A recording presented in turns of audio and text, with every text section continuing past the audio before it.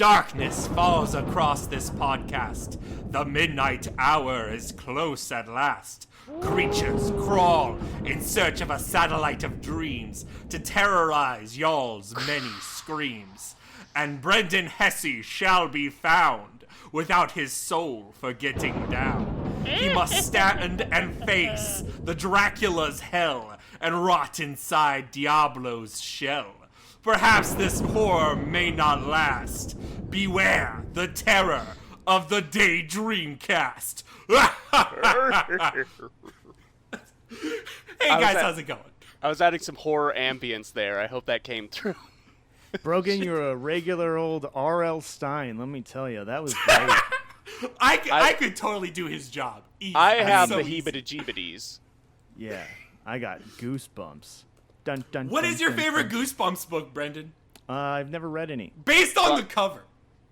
I don't know what any of the covers look like. Well, You gotta check those out at least. It's gotta be the ventriloquist dummy. That's iconic. The Night of the Living Dummy. There is the guy that, like, sucks your toes. What? Okay, I did not read that one.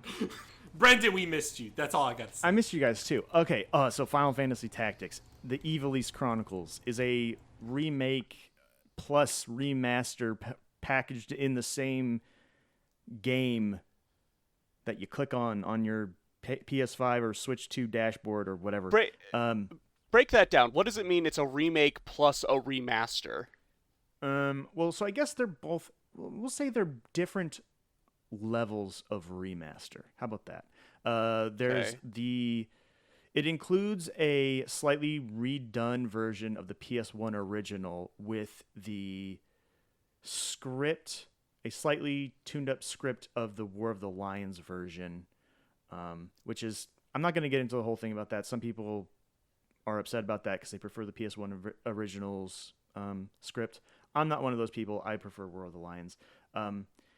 So you can play that with the the low resolution 5x3 pixels, the original UI and gameplay balance and systems and stuff that haven't been tweaked in any way. Then there's the Ivalice Chronicles edition that you can also play, which has upscale visuals, some kind of like added lighting and like bokeh, depth of field effects. Which I like that quite a lot. I think it looks really nice. Not so much the upscaled sprites. They're okay. They're fine. I don't hate them, but they're not great. Whereas like I think the 3D environments and the enhanced, visual effects are very subtle. It's not like it's not hitting you with all the bloom like a lot of the HD 2D Square Enix games can do. We're not like Octopath Traveler levels. No. It's not like that. It's very subtle. I really like it a lot. And instead of having like the old PS1 dithering effects, what they did is they put, at least for the battle and like cutscenes, they put this filter over the top that looks almost like a storybook paper page. It's again very subtle. Just adds a little bit of like a paper grain to the whole thing. And now you can turn a lot of that stuff off if you don't want it. But I think it adds a nice little effect to it. And gameplay wise, there's rebalanced fights. There's now an easy mode, and a hard mode. And there are, I won't get into all the gameplay tweaks. There are things like they make grinding a little easier, where you can just, instead of having to walk around the map and hope that one of the battlefield nodes says, "Oh, it's time to battle," you can just go to any battlefield you want and look for enemies, and it'll just drop you into a random battle with a different formation of enemies, which is cool. Makes leveling and just trying out different classes in that game a cinch. On top of that, there's voice acting. And so the Ivalice Chronicles it's once again the World of the Lions script. At least that's what they started with. The original game's director and writer,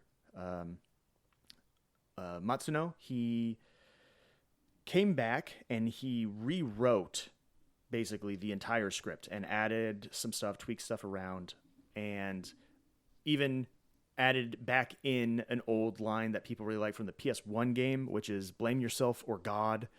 They brought a version of that back in for this new Ivalice Chronicles translation. But the thing that really sells it is the voice acting. I think the voice acting in this game is some of the best voice acting I've heard certainly in a Square Enix game, but in any game maybe at all this last year. They got some really great voice actors. They really take the material and the characters seriously, because it's very like flowery, almost Shakespearean. But I've heard a lot of people say that that's why they don't like the War of the Lions translation, is it can be kind of hard to follow. But just like when you're watching a Shakespearean play being played by real actors, the emotion and performance really sells what is being said, and it makes a lot of those metaphors either make more sense, or you can just understand that what is being said right now is it's happy or sad or angry or whatever.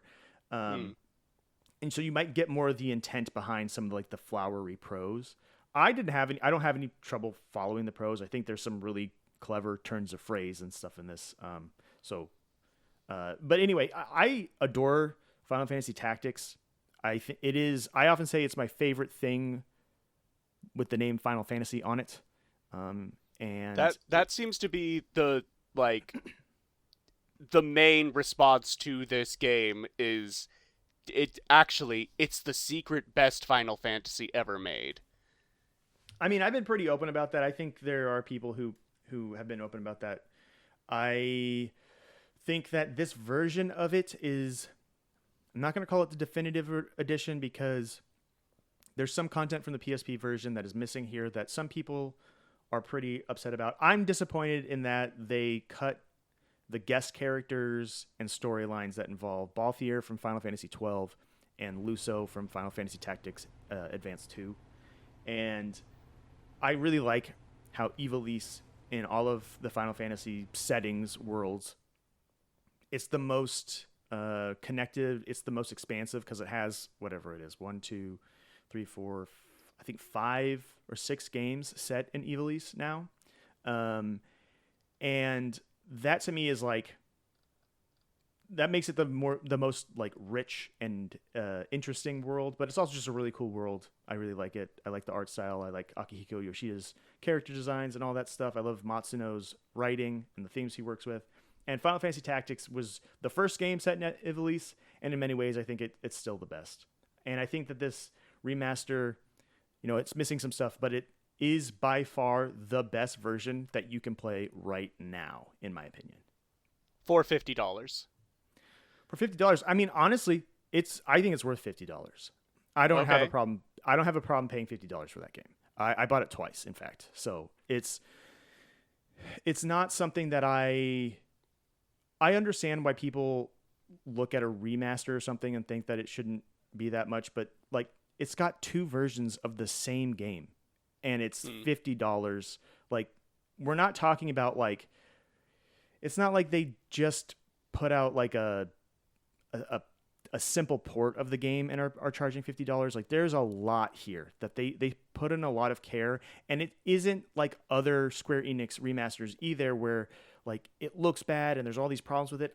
They really put some effort in this, and in some ways I think they elevated aspects of it.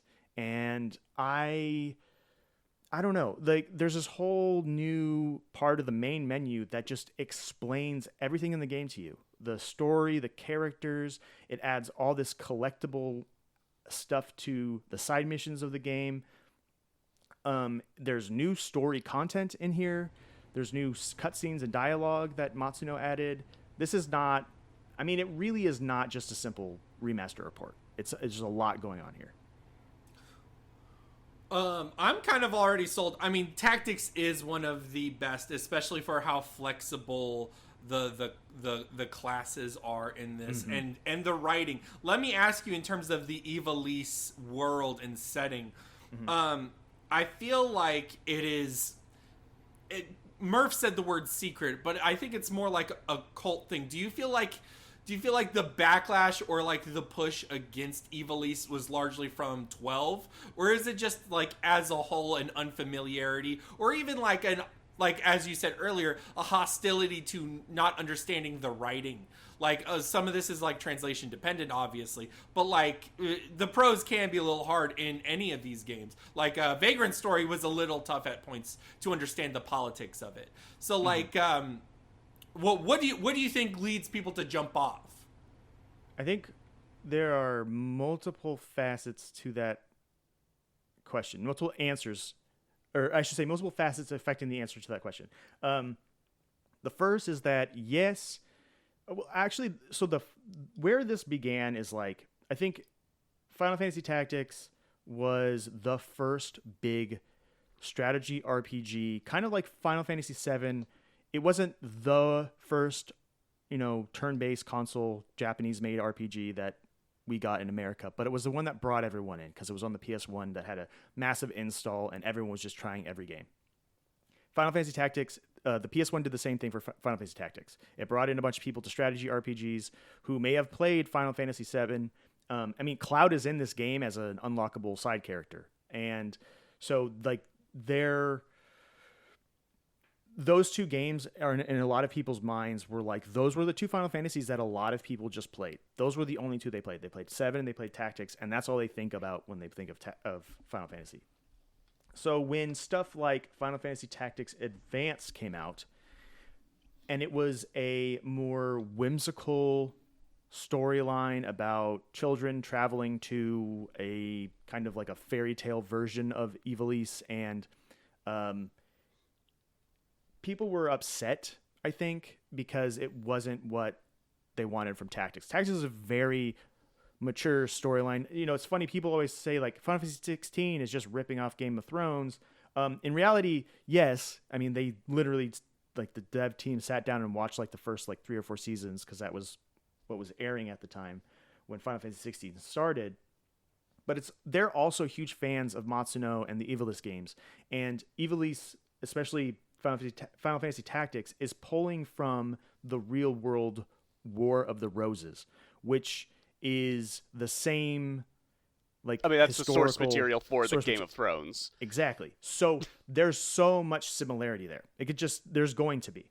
And Final Fantasy Tactics Advance is, like I said, it's like a storybook adventure. And then there's a lot of gameplay stuff. It's a little more lenient. There's not permadeath. There's some RNG related stuff that people aren't the biggest fans of. And so I think that started the backlash. And then, yes, 12 was where mainstream Final Fantasy fans encountered Matsuno and I guess Ito. Hiroyuki Ito is who actually directed most of that game. Started with Matsuno, who left halfway through because he wanted it to be a darker and more mature Final Fantasy game.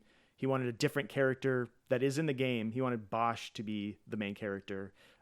Square Enix said, no, it's got to be a teenage boy. So that's why Vaughn exists.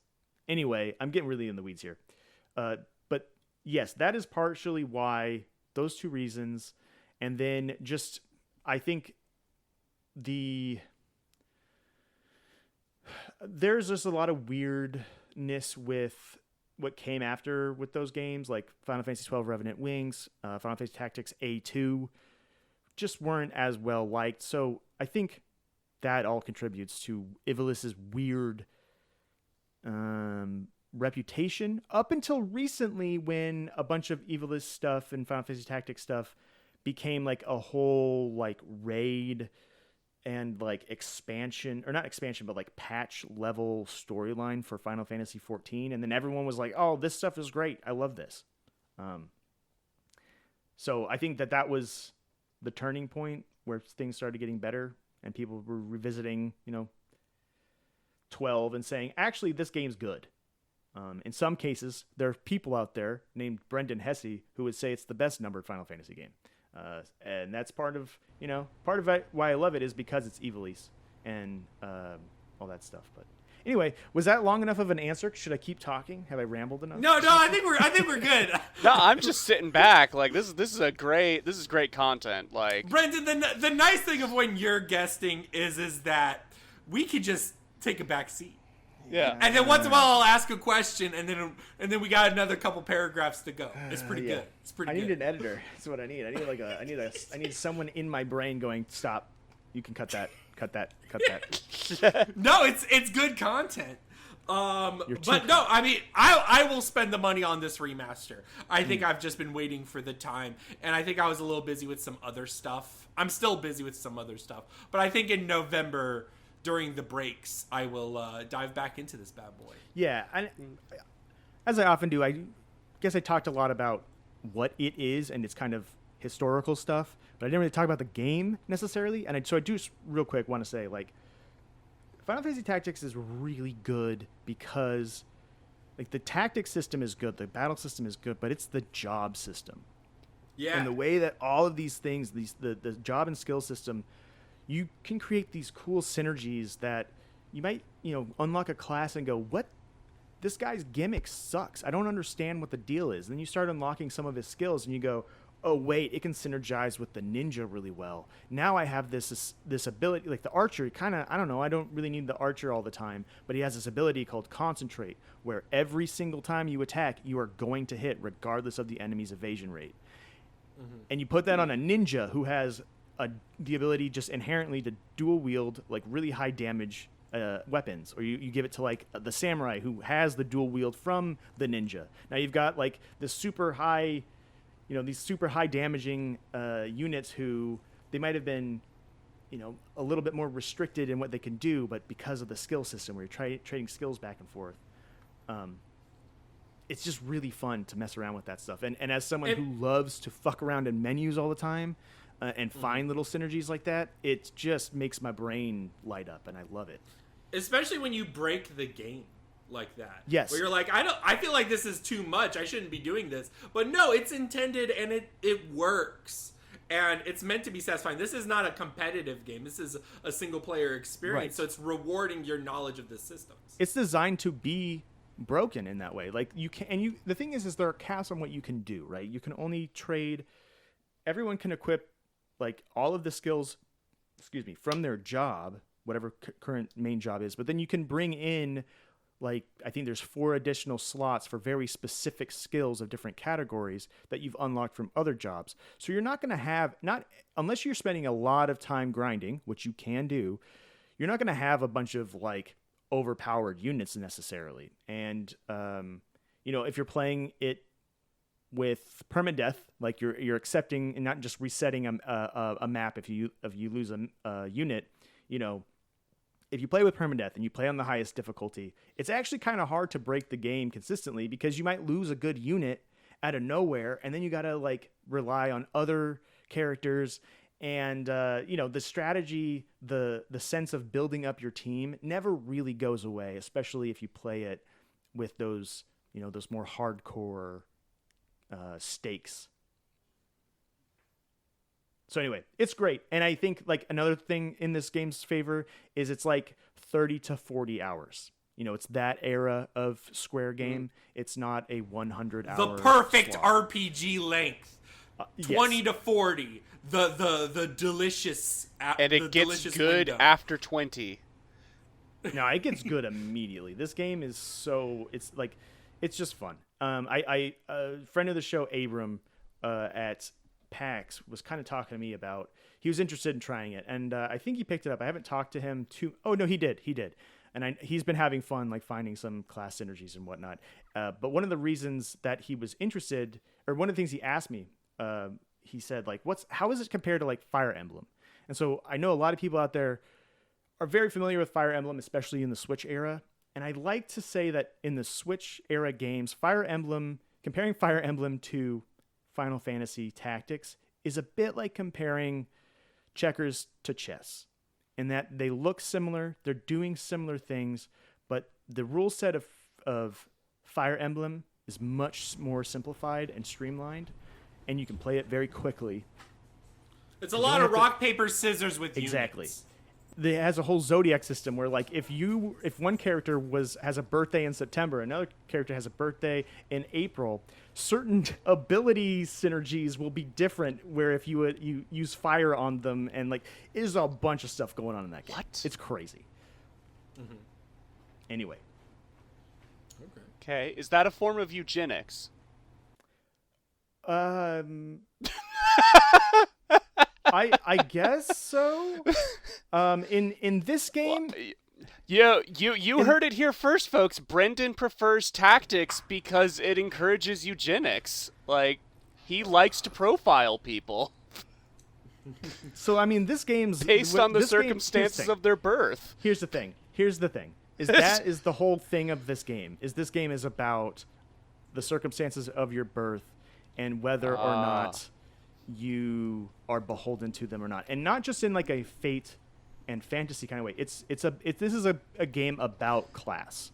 It's a game about like the way that soldiers are used by upper classes and how to free yourself from, like, aristocracy and monarchy and authoritarianism, and the different ways people will try to fight against those systems. In some cases, they might work with them and try to change them from the inside, and others might try to change them from the outside. And there's different ways to doing both of those. And so it's a very, I think Matsuno loves those ideas, and I think that Tactics Ogre, Let Us Cling Together is a better execution of those ideas.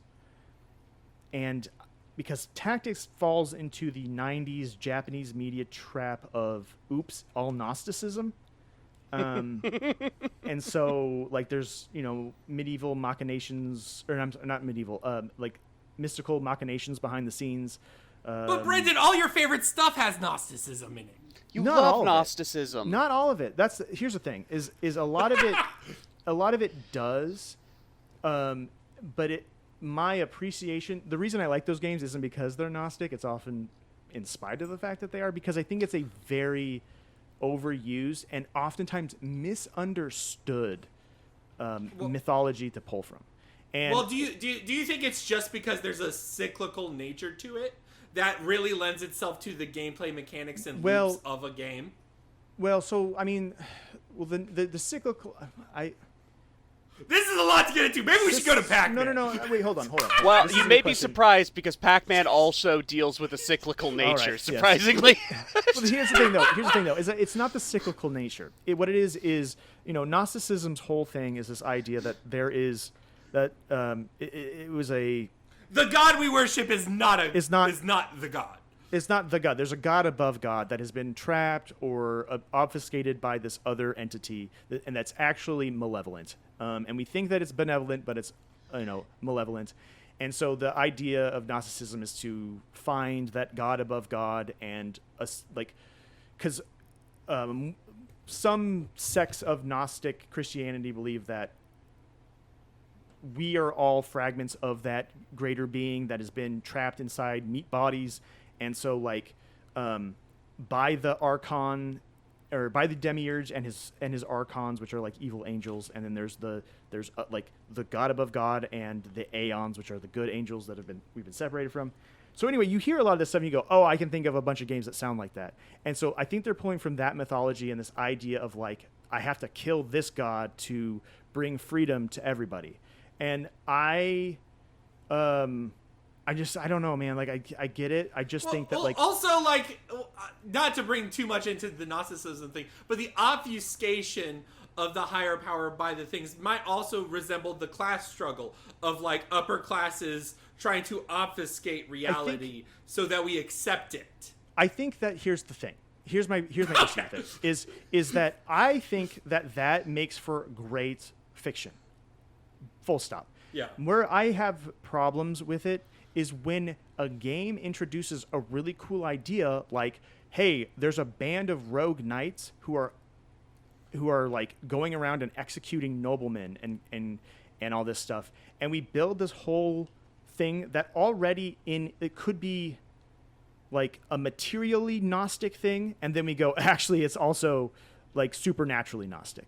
I don't like supplanting these really human villains and storylines for actually, just kidding, there was a evil god pulling the strings the whole time. Xenoblade does this so much. They introduced this really cool, like Xenoblade 3 has this amazing premise at the beginning, and then it flips it all on its head, and it's like it's got to go crazy.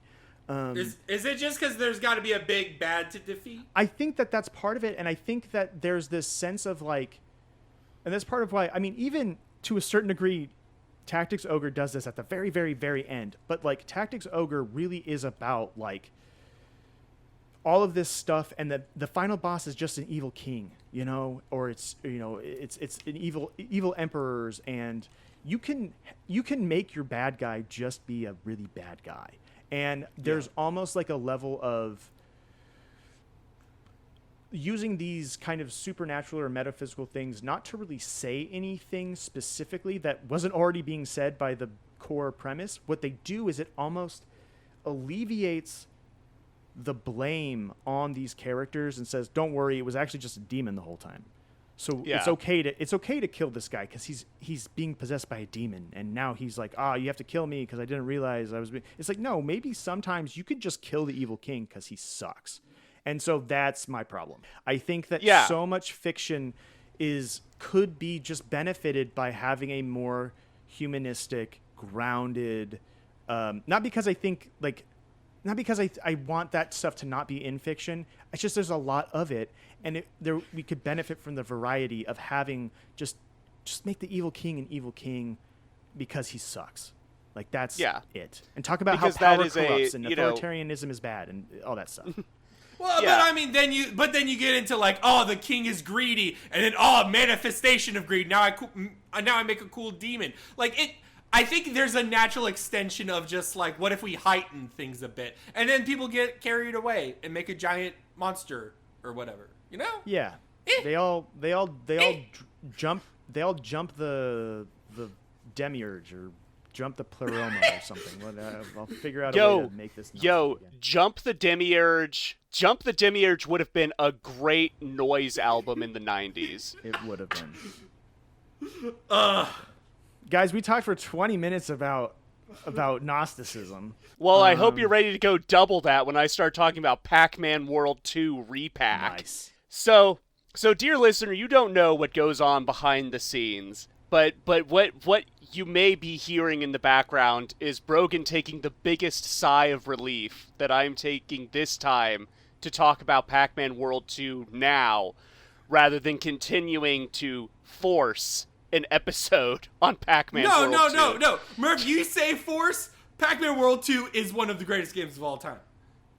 Well, we would get into that. It's the greatest soundtrack of all time, and I will die on that hill. You trick yourself a little bit into thinking it's good until you play it. Yeah, look, Pac-Man World 2 was like my first PS2 game.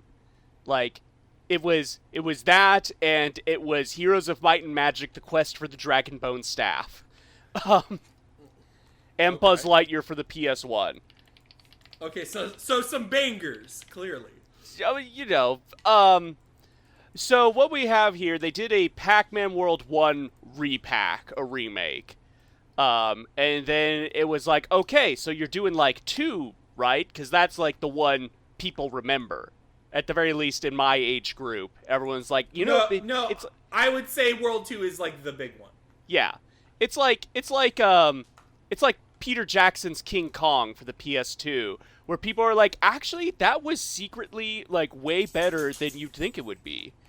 So it's a mascot platformer starring Pac-Man. He goes on the quest to get the 7 golden fruits after the ghosts steal it from freeing Spooky stuck in a tree in the ground. We all know the scripture. Mm-hmm. Yes. Yeah.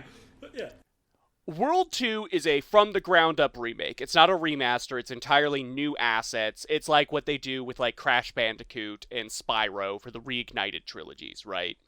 And this comes with a lot of little, like, bells and whistles and, I'm gonna say, like, aesthetic changes, maybe? The biggest, like, thing people are gonna notice out the gate is that Pac-Man talks now.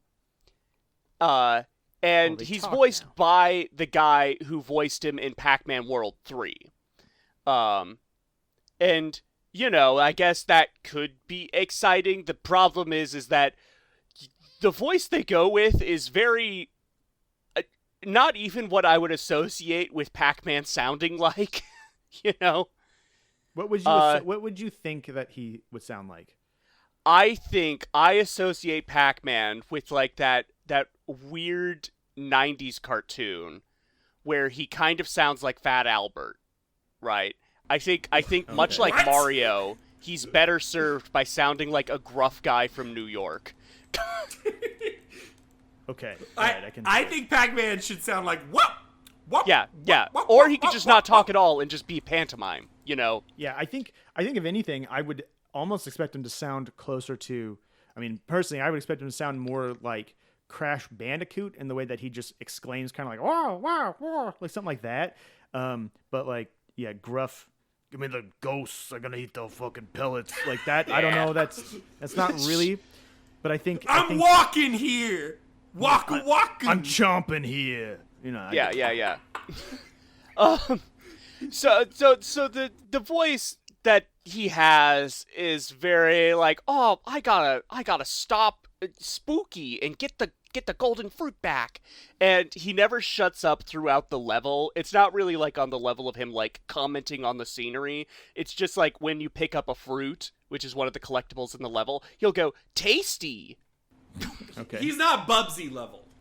He's not Bubsy. He's not dropping puns. The other big change is that pretty much all the bosses have been redone. In the original game, there was like 2 bosses, really. You had Clyde with his big mechanical frog, and then the other 3 ghosts all are the same boss, where they're in like ghost mecha. And that's where the game gets hard. Like, people have war flashbacks about Blinky in the caldera, right?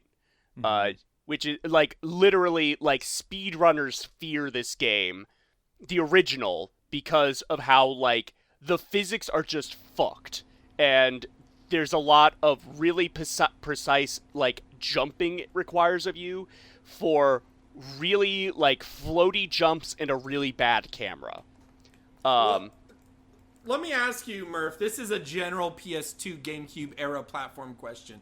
I feel like that era of platformer gave up on making precise platforming, kept it for the difficulty, but like never nailed the feel, and instead just went for vibes for a lot of it, and like just departed in different branches. No, I feel that 100%, because like I was almost going to say, like, well, I mean, like Jack and Daxter did it pretty okay, but then I think back and like, no, they didn't. There are tons of weird platforming difficulty spikes in those games. Yeah, Jack 2 is like notorious for that, right? Yeah, some would say like Jack 2's fucked up in a bad game. Okay, whoa. It's inconsistent. It's insistent? Is that what you just said? It insists upon itself? No, it's inconsistent. Okay, and that is my go-to word for when I don't want to say something's bad. It's my euphemism word. I might say it later on in this episode. Okay, sure. So in the Re-Pac, they keep the frog mecha and give all the other ghosts their own animal mecha. And those are like, those are pretty good detailed boss fights. I will say this game, it does feel like it wasn't made as a cash grab. There is an affection for the original. There's just moments where it seems like noticeably cheap, where like a boss is doing an attack and it has like no sound effect whatsoever, and that feels weird. But it also comes with some like control changes. In the original, Pac-Man only really had 2 attacks. You had the butt bounce, which was very satisfying, and you had the flip kick, which came up like 3 times.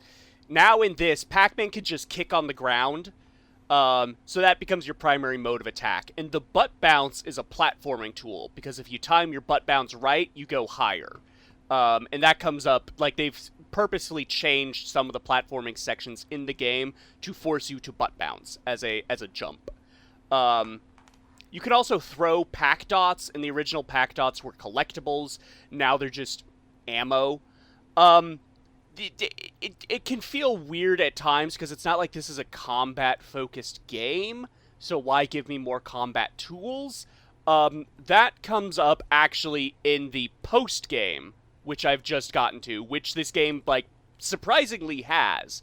It has, like, a Nintendo-style, like, post-game where it's like, boom, here's a whole, like, extra fourth of content that is way harder than what came before it. And it's actually a causal loop where Pac-Man travels back in time and learns that he is the original Pac-Man that banished Spooky beneath the tree. It's Final Fantasy time loop. Yeah. Okay. And those Spooky is basically okay. I see. Yeah. Those Chaos. levels are like crazy hard. Like it gets, and all the levels are remixed versions of the original. Like you go through the same levels, but now they're like evil versions, right?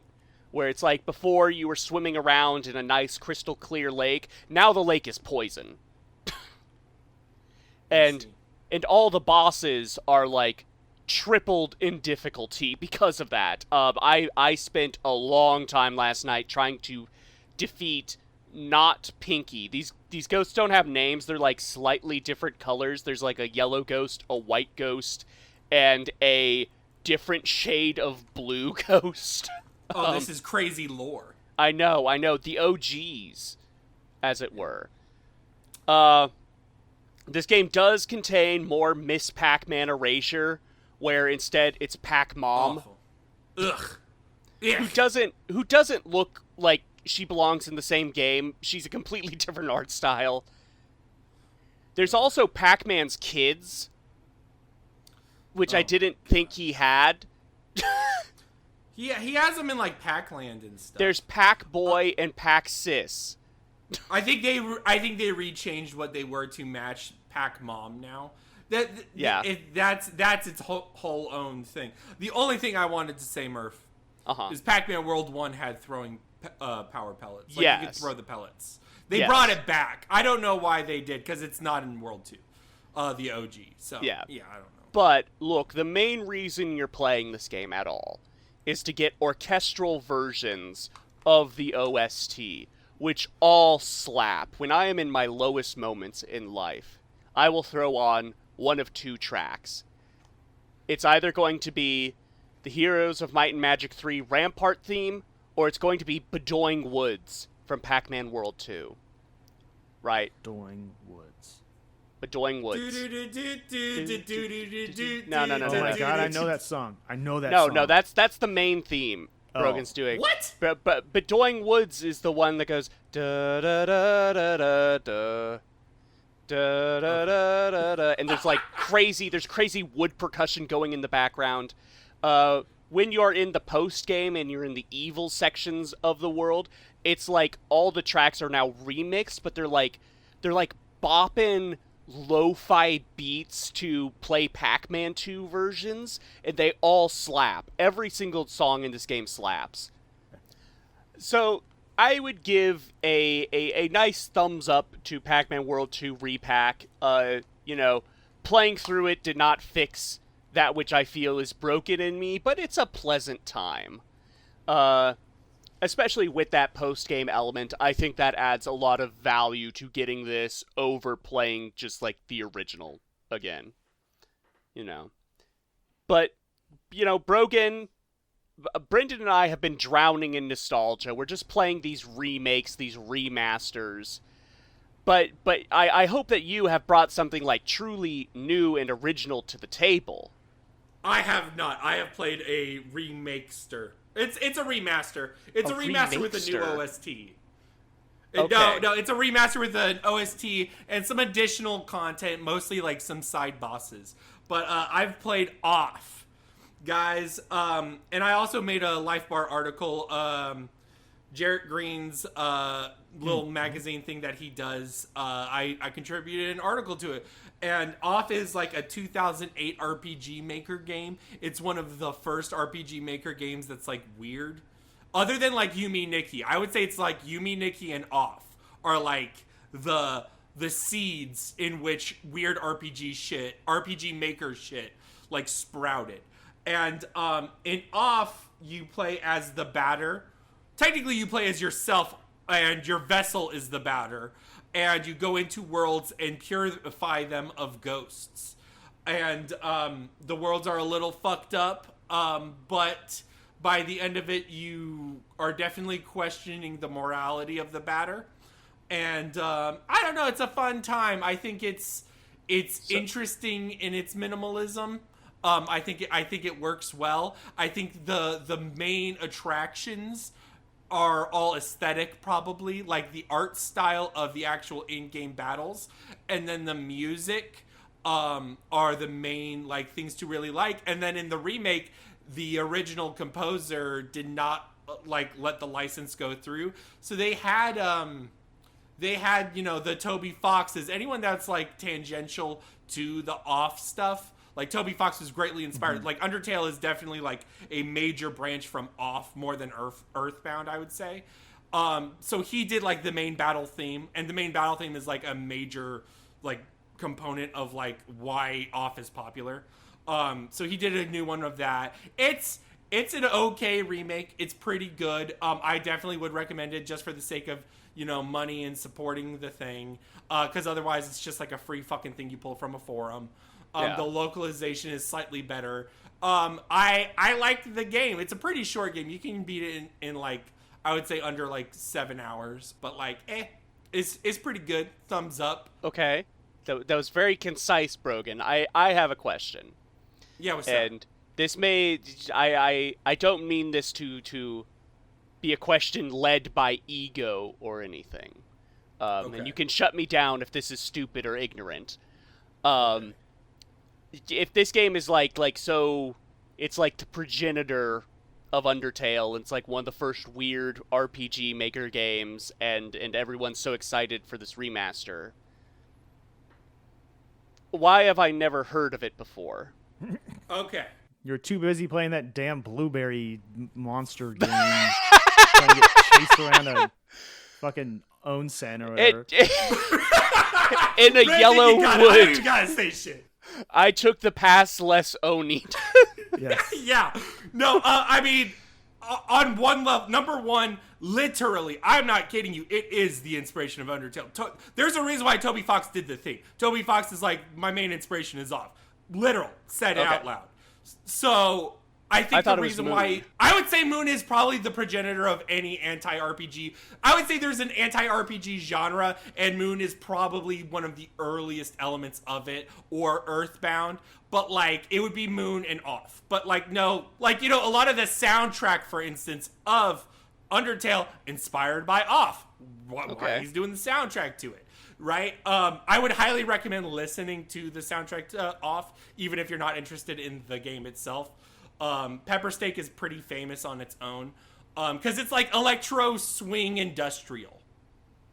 Okay. I said all those words correctly. Yes. That being said, I think it's because it's original First of all, it's an RPG Maker game, so if you're not pulling it from RPG Maker forums and shit, you're not, like, if you're not in that fandom or communities, you're not gonna see it. And then it's originally in French. It's not an original English game. It had to be translated after the fact. So I think the actual translation of it came in like 2011. So yeah, it's just one of those that like just did not hit for everyone, was not part of the big waves. But I also tackle that in the thing of like, you're like, why haven't I heard of this? It's because there is no real like game history canon beyond what you're interested in. A lot of people for their first subversive RPG will be Undertale. And when they load it on Steam, they'll be like, why does this game look like Undertale? That's just how we're functioning, and that's how we absorb video game canon. You have to actually try to like learn history. And like there were plenty of games before it. And as we'll talk about later with Diablo 1 and Symphony of the Night, there were plenty of games before it that did these things. But like it all depends on what Baby Murph or Baby Brogan or Baby anyone played at the time and how interested they are in going back in preservation. I understand. We're getting so deep on this episode. Sorry. I apologize. No, that's fine. That's a good answer. If one wants to get off, sometimes you need to do some prep. And you need to take some steps. Some call it foreplay. I call it baby steps. You should have gone to Antarctica. I'm sending you there anyway. Using his mind powers. I banish you from whence you came. Die, monster. You don't belong in this world. Yeah. I've been playing Baby Steps, the new Bennett Foddy game.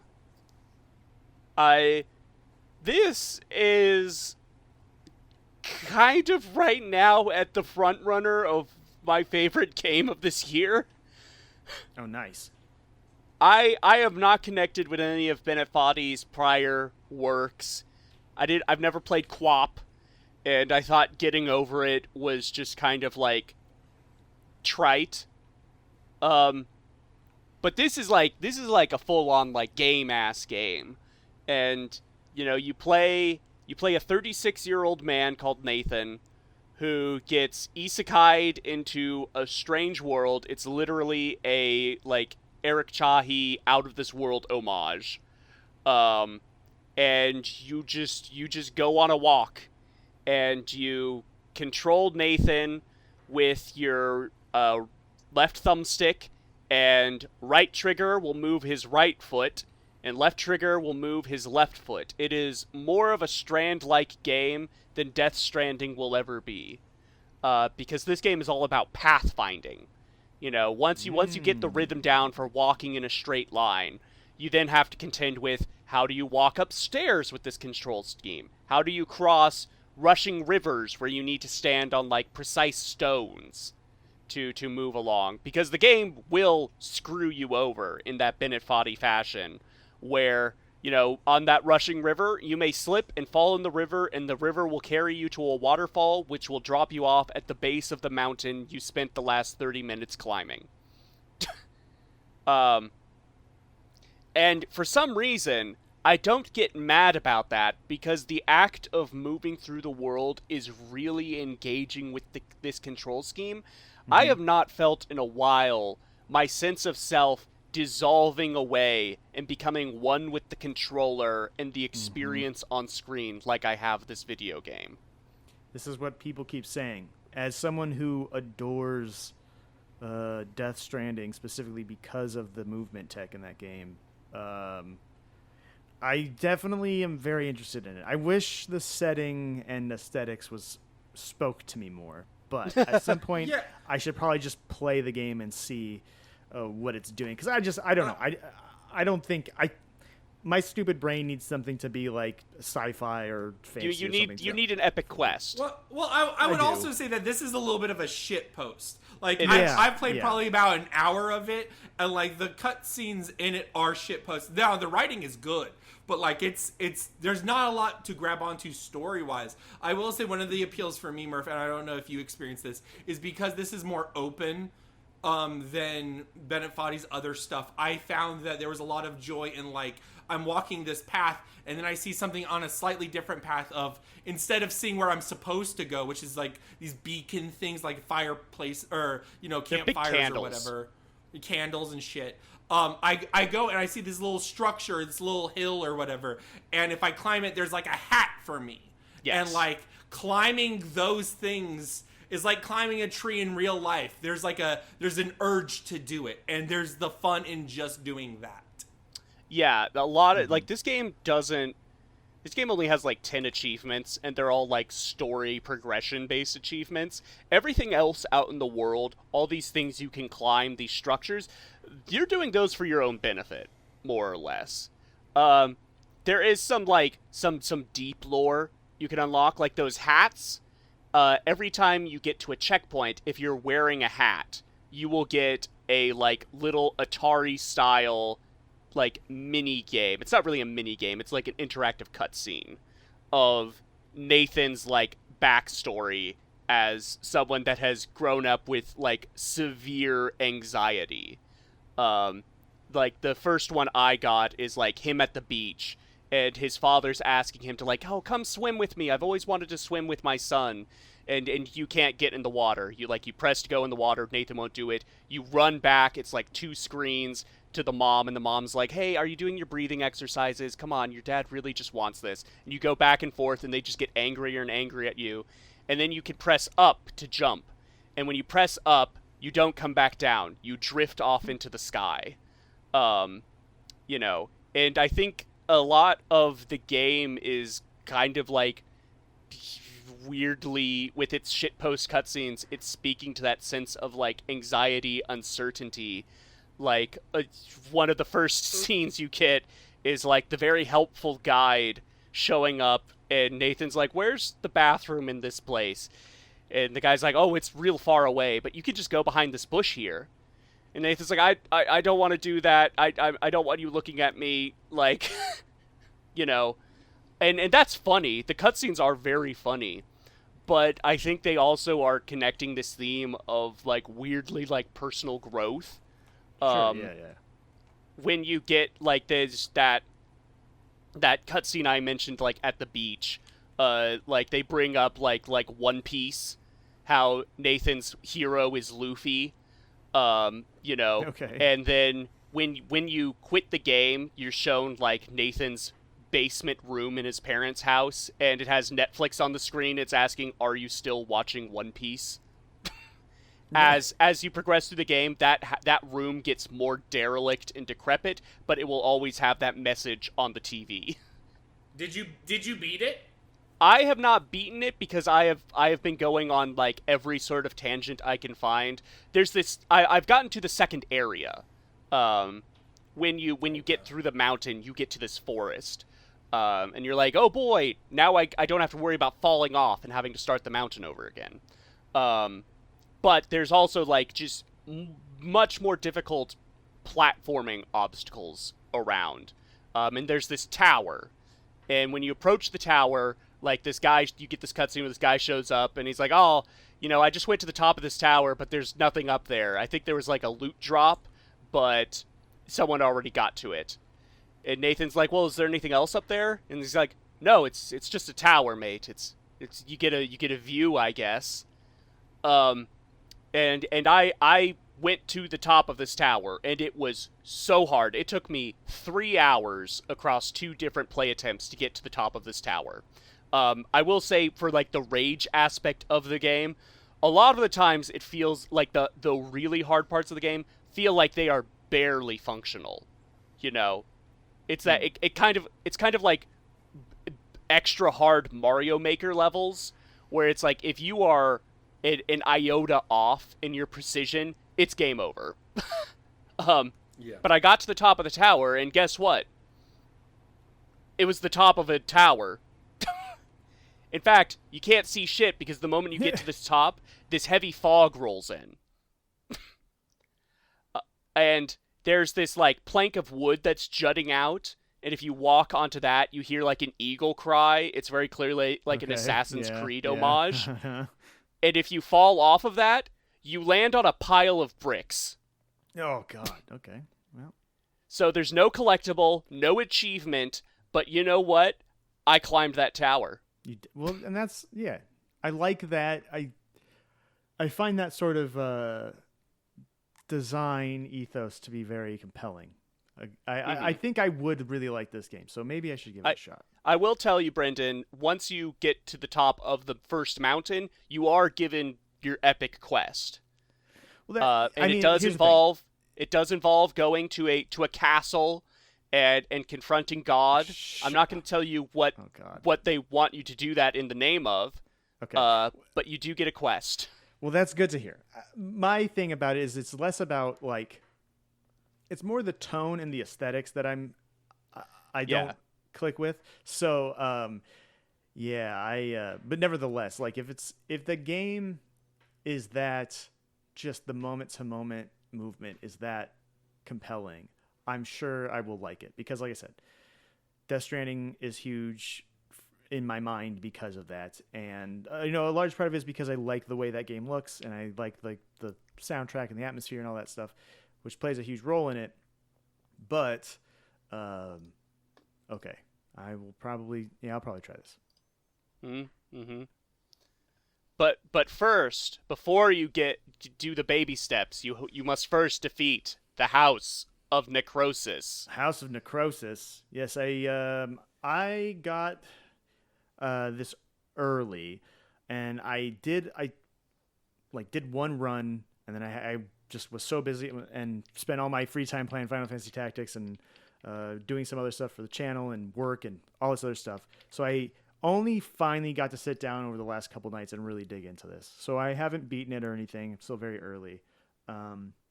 So what even is this? Like, I Yes. invoked like House of the Dead there. Is this even a House of Dead homage? No, it's Resident Evil meets Sheeran.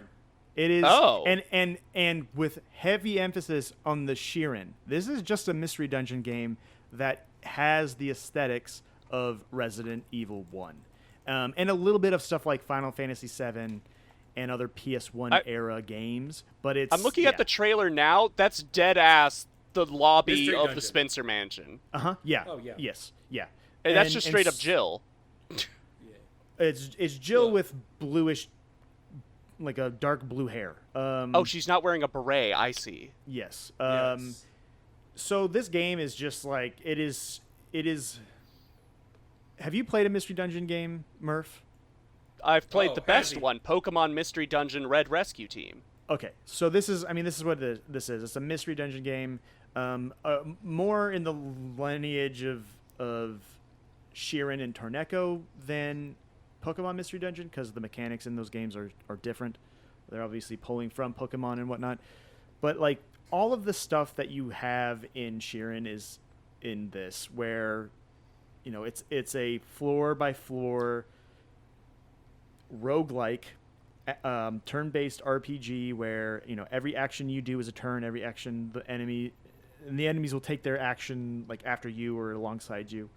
So the halls and floors look like they're in a mansion or a basement or parts of this haunted zombie-filled manor, but it's not a survival horror game at all. You're picking up items.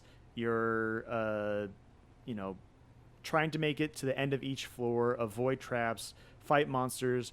Your items level up as you use them. Your character levels up as you gain experience.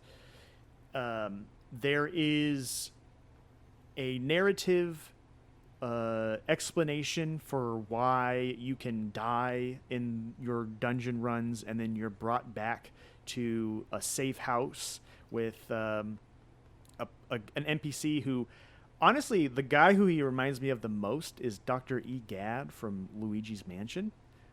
Suka suka yada yada. Yeah. He even has that kind of a his voice lines are all he doesn't have voice lines. It's all text dialogue, but there's a little voice track every time he speaks that sounds kind of like that.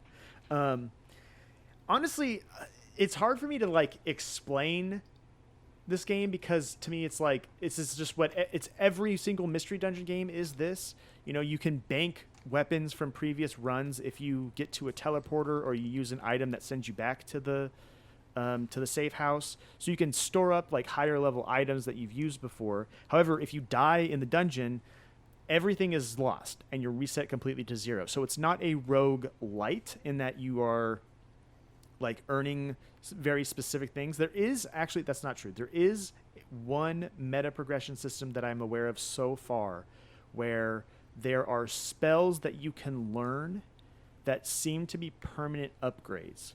I've learned 3 so far, and I think there are single-use spells that you can do them once per run. So I can use my cure spell once. I can use this spell that weakens nearby enemies once, and I forget what the third one that I got was. And these are all just found by random items, random drops in the environment. I really love mystery dungeon games. It's my favorite permutation or version of a rogue-like, like the traditional turn-based ones. So I have immediately just am adoring this, and I brought up that it looks like Resident Evil. The monsters look like Resident Evil 1 zombies, and there's demon dogs. You look like Jill, all that sort of thing. When you cast spells, it looks like the spell cutscenes from Final Fantasy VII. However, the sound of the game and the way that you play through it, it's turn-based, so it's a little bit different, but it reminds me of the PS1 game. Air Guys had a roguelike action RPG mode called Brand New Quest. And so a lot of the attack sounds are very similar to that. That was the very first roguelike dungeon crawler I ever encountered. I was like a kid at my friend's house who's like, hey, there's this weird mode in this fighting game. And anyway, so there's a lot of nostalgia there for I think I've talked about it on this show before. I'm not a huge Resident Evil guy, or I shouldn't say that. I've historically was not really into Resident Evil until a few years ago when the 4 remake got me to go back and replay a lot of the ones that I hadn't played before. Because otherwise, I'd only played the original Resident Evil 4.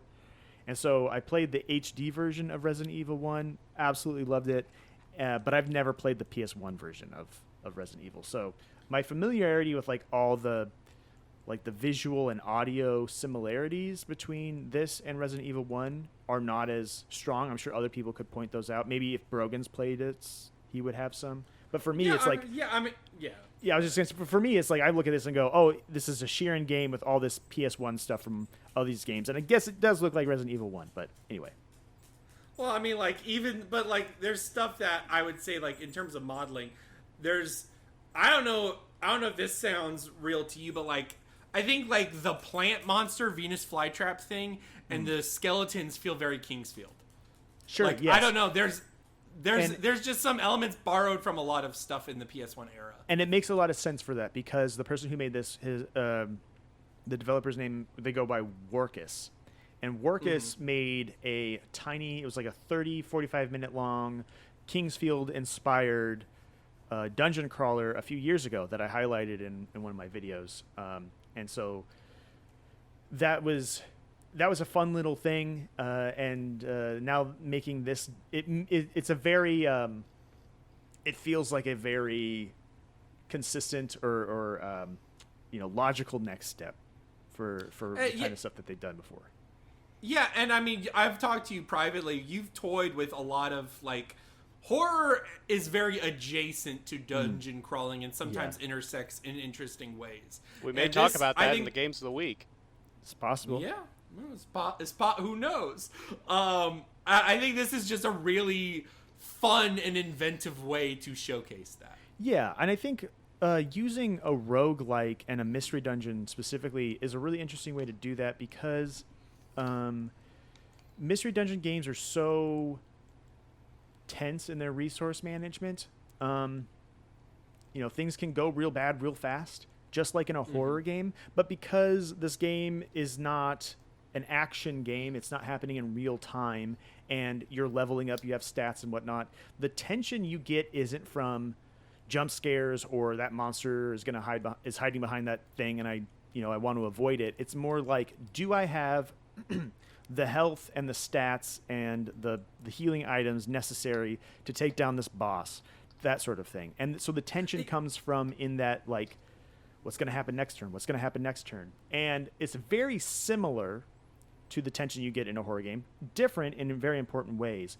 But using the aesthetics of a classic survival horror game is a brilliant move. And actually, it's a real testament to just a feeling that I have about a lot of game mechanics in general is a lot of people don't realize that simply tweaking the presentation and aesthetics of already established video game mechanics really changes how they feel.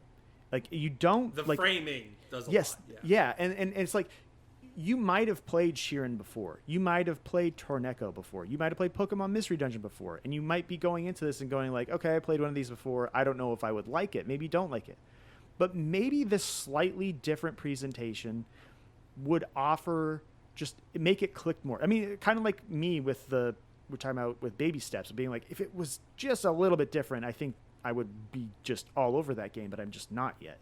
And it's something that I feel about, like, I'm kind of formulating maybe doing a video specifically about this game, but for the channel, for the crawl, of talking to, kind of aiming it at a lot of the indie solo first-time developers who are a lot of the folks who watched my channel, and just be like, hey, it's okay if your game is very... I mean, I've done videos like this before, but specifically talking about the aesthetics of, like, it's okay if, like, your game plays similar to other games. Sometimes all you need to do is just really change the what Brogan said, the context or the framing. Yeah, and also I want to say I think it's good for... I think one of the smartest things about horror in RPGs is, you said it earlier, but it's specifically realizing that the mistake you made in resource management happened 10 turns ago. Yeah. Or 10 minutes ago. I fucked up. And that single moment that you didn't think was important was very important. And now it's snowballed into something big. I definitely think of, like, to me, the scariest fucking FromSoft thing is in the Valley of Defilement in Demon's Souls. And I'm like not being smart about my herb usage. And I've ran on this bridge and both sides of the bridge are now surrounded. Right, yeah. And I'm fucked. Yeah, I mean, it's a different type of fear than what you get from playing, I don't know, like Amnesia or Silent Hill or something like that. There's like that sense of helplessness where, RPGs are designed for you to overcome them. And obviously you eventually beat, a thing like Silent Hill. So you do quote unquote overcome it, but you're never overpowering necessarily, at least in games like that. I mean, Resident Evil, you do kind of have like the moment where things kind of shift a little bit. Yes. But in other horror games, there's not. And so, I do think that something like this might appeal more to someone who's interested in Resident Evil for a lot of reasons, but also because like that power ramp up, that your character's getting better, you getting more capable, you can take stuff down more reliably, because that alleviates that tension and reduces the level of fear and scariness of the game. When like you are in control, things are less scary, and that's why I think horror RPGs are they're hard to get right in a like gameplay mechanics way. You either have to really shave down the leveling and stat based stuff and rely a lot on like luck or player skill, or you have to go all in on like really like intense visual horror and like grotesque stuff, like really repellent, unappealing, or just unsettling themes, which is where you get stuff like Fear and Hunger, which I think is one of the few games in like a horror RPG realm that really nails both. It spooks you. Yeah, it's an unpleasant game. It's unpleasant to play in the same way that like it's unpleasant to play, I don't know, like Silent Hill 2. It doesn't lose something like, I think something like Kadelka might lose some of that feeling of a horror game, even though that's what it's trying to do. Just because your characters I'm not going to get into Kadelka. Anyway, this game, House of Necrosis, is cool, and I really like it, and I think more people should play it. See, bringing up again, the most wondrous thing about having Brendan on the pod is he will do 3 episodes by himself. Yeah. He'll have his own Watcha Playin, his Variety Minute, and his Game of the Week. There's a lot to unpack in every sentence. Sorry. On this podcast. No, don't apologize. That's why you're the best. Well, here's the thing. Is I spend all day thinking about this stuff, and I get very little time to actually sit down and do my own projects lately. And especially this time of year, it's a very busy time at the day job.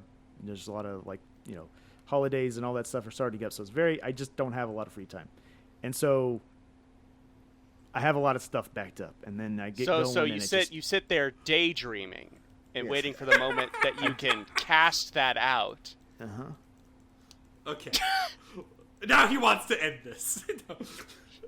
Guys, we're just gonna skip the variety minute. Fuck the variety minute. We have a whole Halloween double feature for you listeners. Yeah, the variety minute is the first game. Yeah, our variety minute is Diablo 1.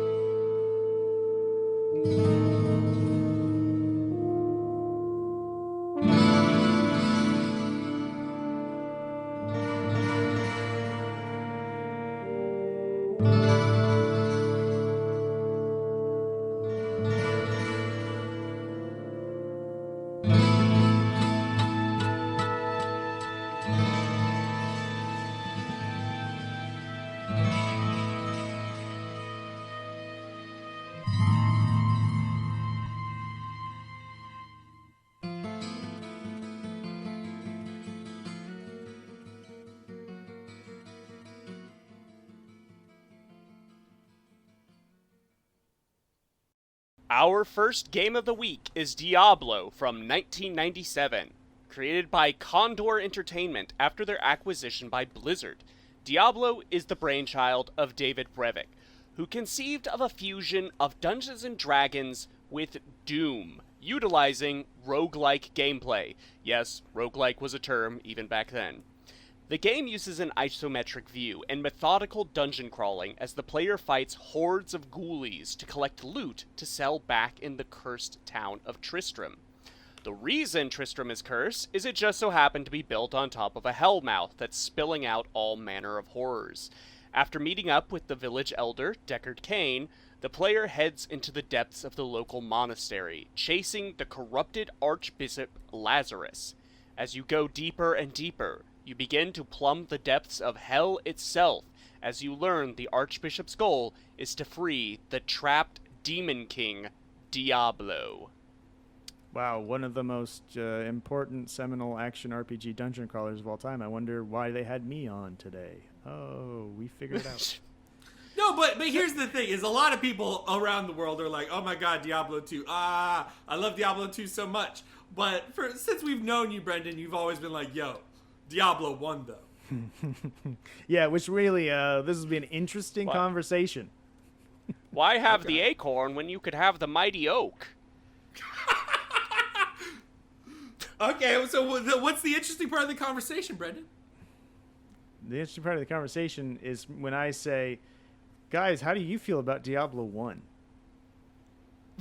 Uh-oh, he turned it back. He Uno reversed.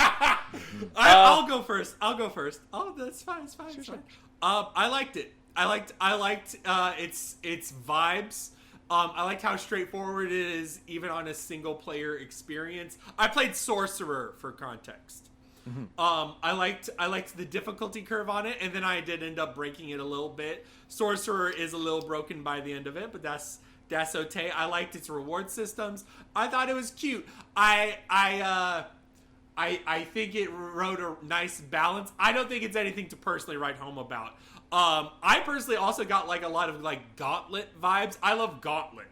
So I definitely got a lot of that from this, and I thought it was a good experience. Can I, out of curiosity, what was your familiarity or experience with Diablo and Diablo-style action RPGs prior to playing 1? Me? I mean, I played 2 a little bit. I put a couple hours into Diablo 2. I bounce off it. I bounce off a lot of games like this because I don't get a lot of dopamine from the reward loop. Mm-hmm. Brogan's not a gambler. I'm not. I just don't get when I get a plus whatever thing here. Let me stick to Diablo 1 in this.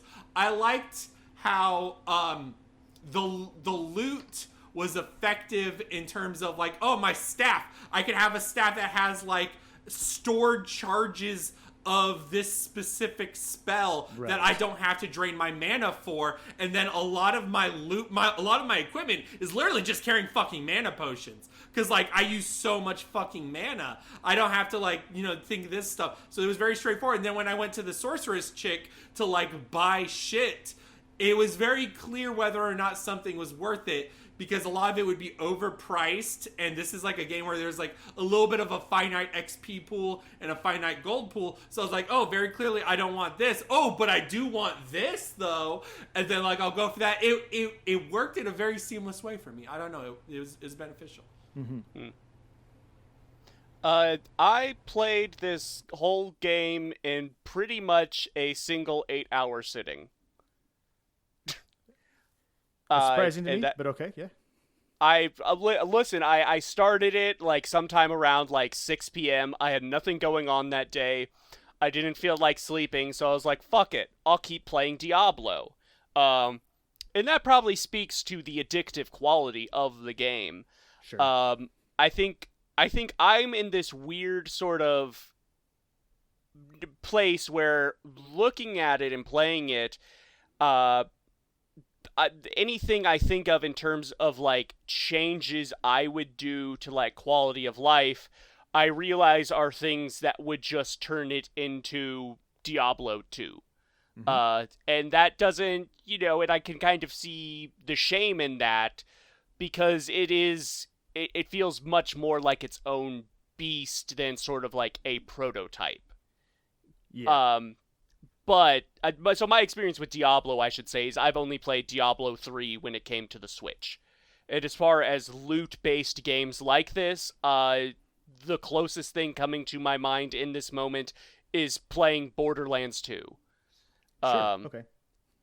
Okay. So I started with the rogue, and then I switched to the warrior because I hated that I was aiming my shots and they were missing. Because it's one of those games. You're right.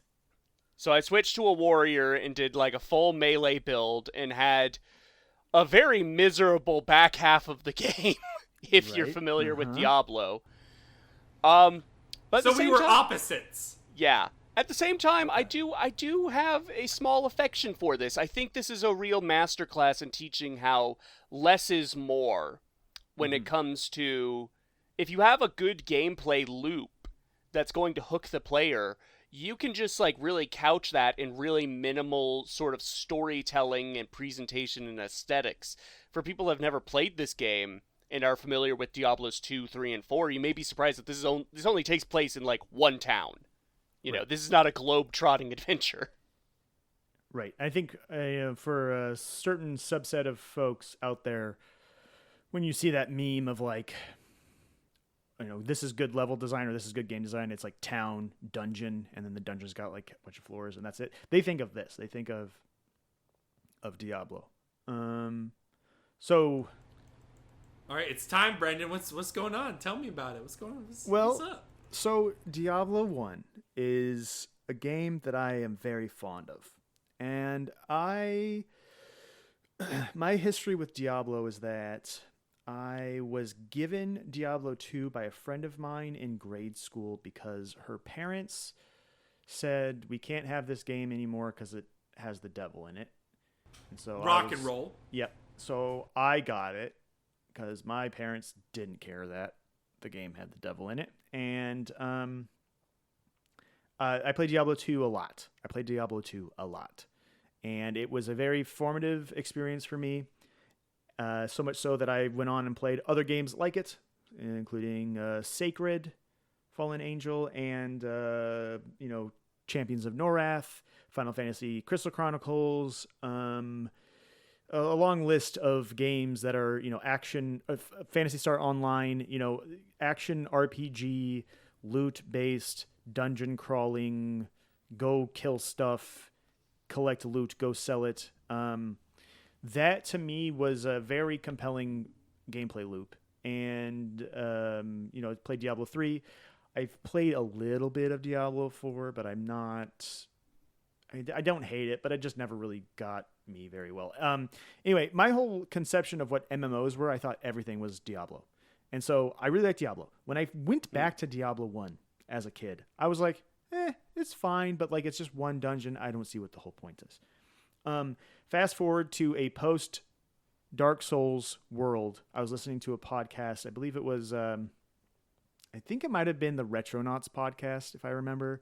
And they basically were like talking about Diablo 1, and someone made the comparison of Diablo 1 having a very similar situal awareness and just resource management and all that stuff as what they felt when they played Demon Souls and Dark Souls. And so I went back to it. And from that lens, I went, oh, this isn't kind of what Murph was saying. This isn't Diablo like 0.5. This isn't Diablo 2 0.5. This is something actually different. It is not an action RPG. It is a dungeon crawler. And that lens for me really made it click. And so that, everything Murph was saying about like that elegant core loop and minimalist storytelling, coupled with what I now recognize as this is NetHack and Rogue and Angband, especially, these old Rogue inspired roguelike games. This is that. I mean, to the point that they almost had this game being a turn-based game, like House of Necrosis and Sheeran and all these other roguelikes. But its big innovation was it went fully real time. From that perspective, I just think it's such a cool and novel, weird game that doesn't really fit in any of the things that it was pulling from, nor any of the stuff that it spawned off of it. It's this weird meeting point. I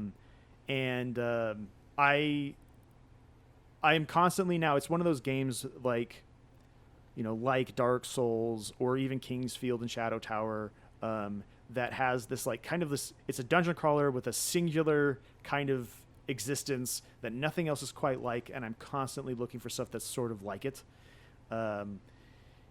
Anyway, that's all a long-winded way of saying this game rules, and I quite enjoy it. And when I replayed it, you guys were like, hey, we should do this year, and I replayed it back in January.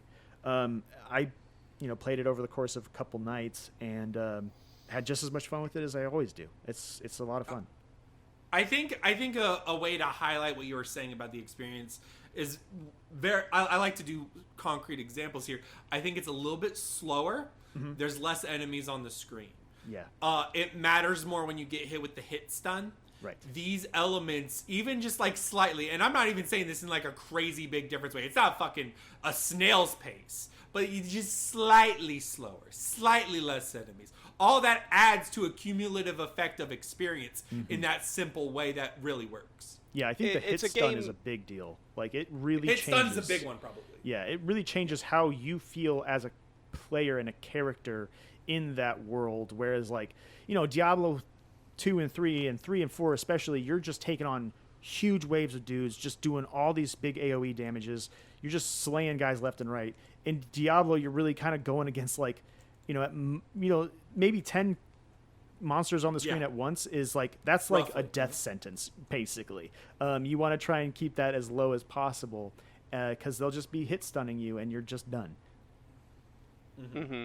It really is a game where it's like, if you get surrounded by 5 Blood Knights, and they just kill you, and your response is to go well, how am I supposed to beat that?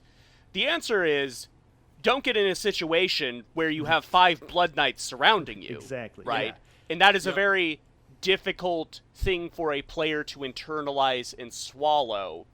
And I think the challenge in this game is the game doesn't always give you the tools to necessarily scout that out and avoid that because of the random generation, right? Well, but there's moments okay, I think the first clear moment of that is the Butcher, right? I think before the Butcher, I'm guessing you just fucking kill everything, and especially as warrior, I'm guessing it was pretty easy to just fucking mow through shit. And then the moment you see the Butcher, you open that door, and he's like, fresh meat, and he just fucking wrecks your shit. You're like, wait, I need to take a step back and really think about what I'm doing. Well, and that's assuming you even get the butcher, because one of the cool things about this game is that it has a random pool of quests. So there's like certain quests you can get throughout the game. There's like, a batch of like, I think 3 and then another set of 3. And anyway, so every time you play the game, you'll have a different collection of quests that you're doing.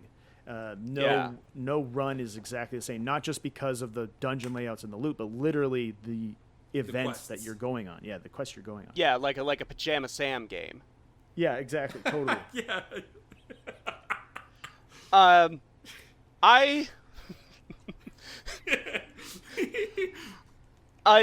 need to hide where there's dark outside. Yeah, I think about like the dungeoneering in this game. Like the random generation never really it can feel bespoke, right? And I looked up, and evidently there were like reviews of the time that were in disbelief that this game used randomly generated assets, because it does feel deliberate at times. Like, oh, you have this long hallway with these archers, and when you try to melee an archer, they're just going to run from you. And because their walk cycle's faster, you will never be able to chase them down unless you corner them. But they will lead you into a larger room, which, surprise, is wall-to-wall archers. And that feels like a bespoke, like, planned ambush that you need to then, like, think about.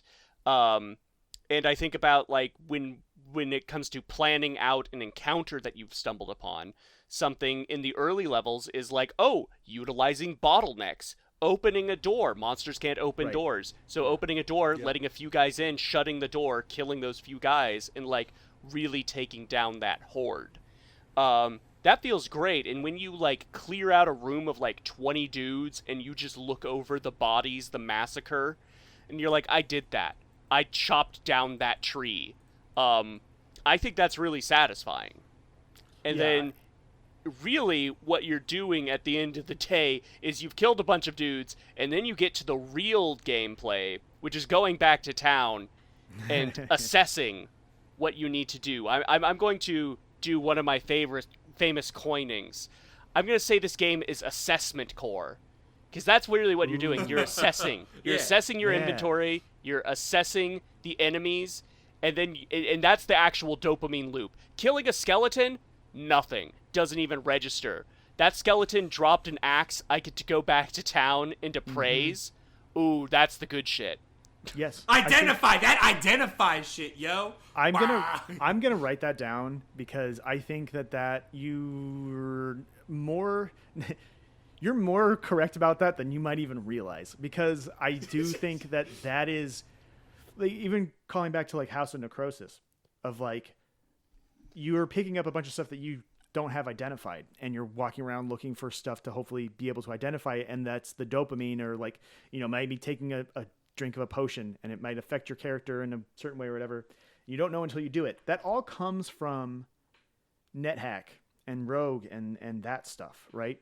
And I think that sort of old school Dungeons and Dragons, old school role playing, where it was very player hostile, your characters died, your DMs and dungeons were out to really kill the player. That vibe is really what I appreciate about Diablo 1. And what, you don't like it when a DM is just trying to host an improv group? Look, hey now. We can skip that.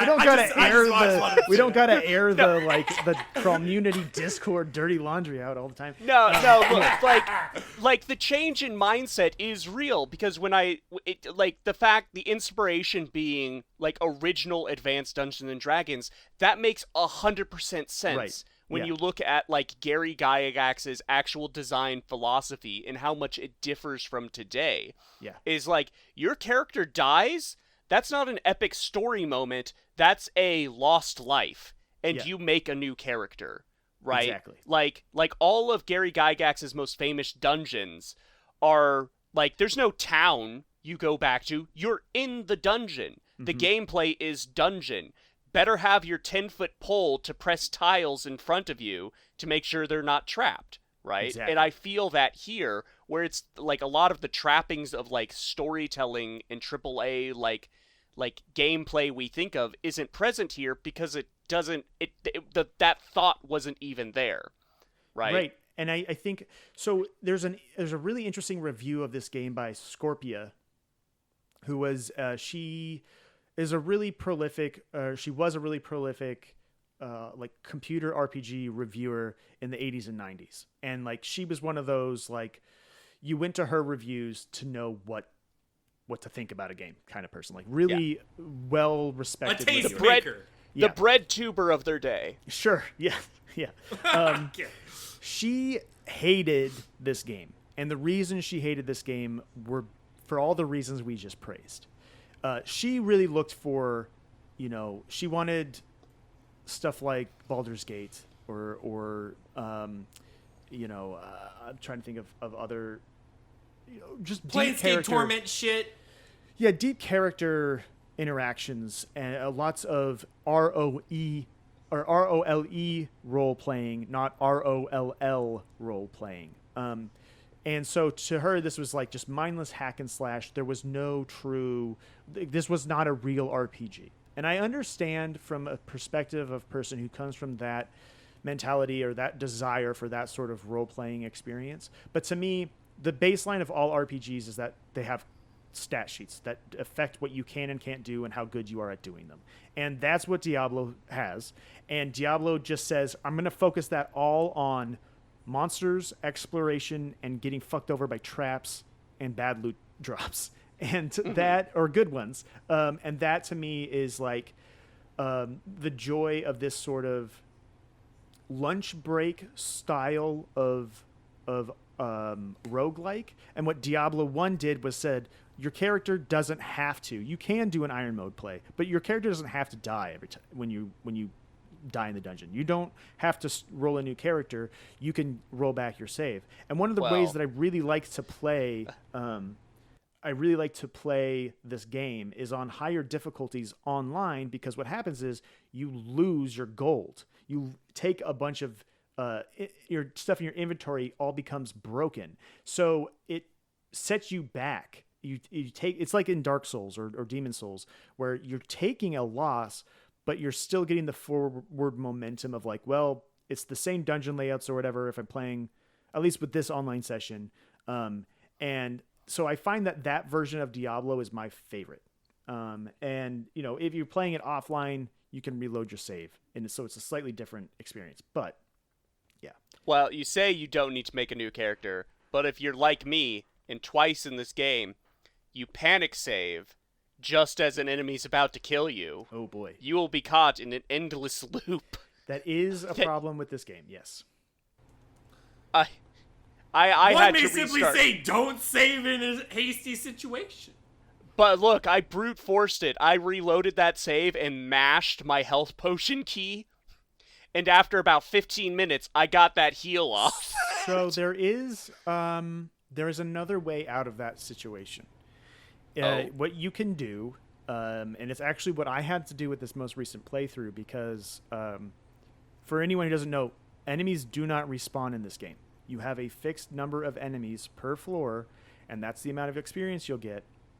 And so if you run into a floor that is like just way unfair and you cannot level your way out of it, or like your resources just aren't there, you have to go into the main menu and you have to restart the world. You like redo the world. And what it does is it starts you from your current level in a new version of the world. And so you can mow through those first few floors real fast, get back to where you were, and like less than a quarter of the time it took you to get there. Like if you're getting to like, the last, set of floors in the dungeon.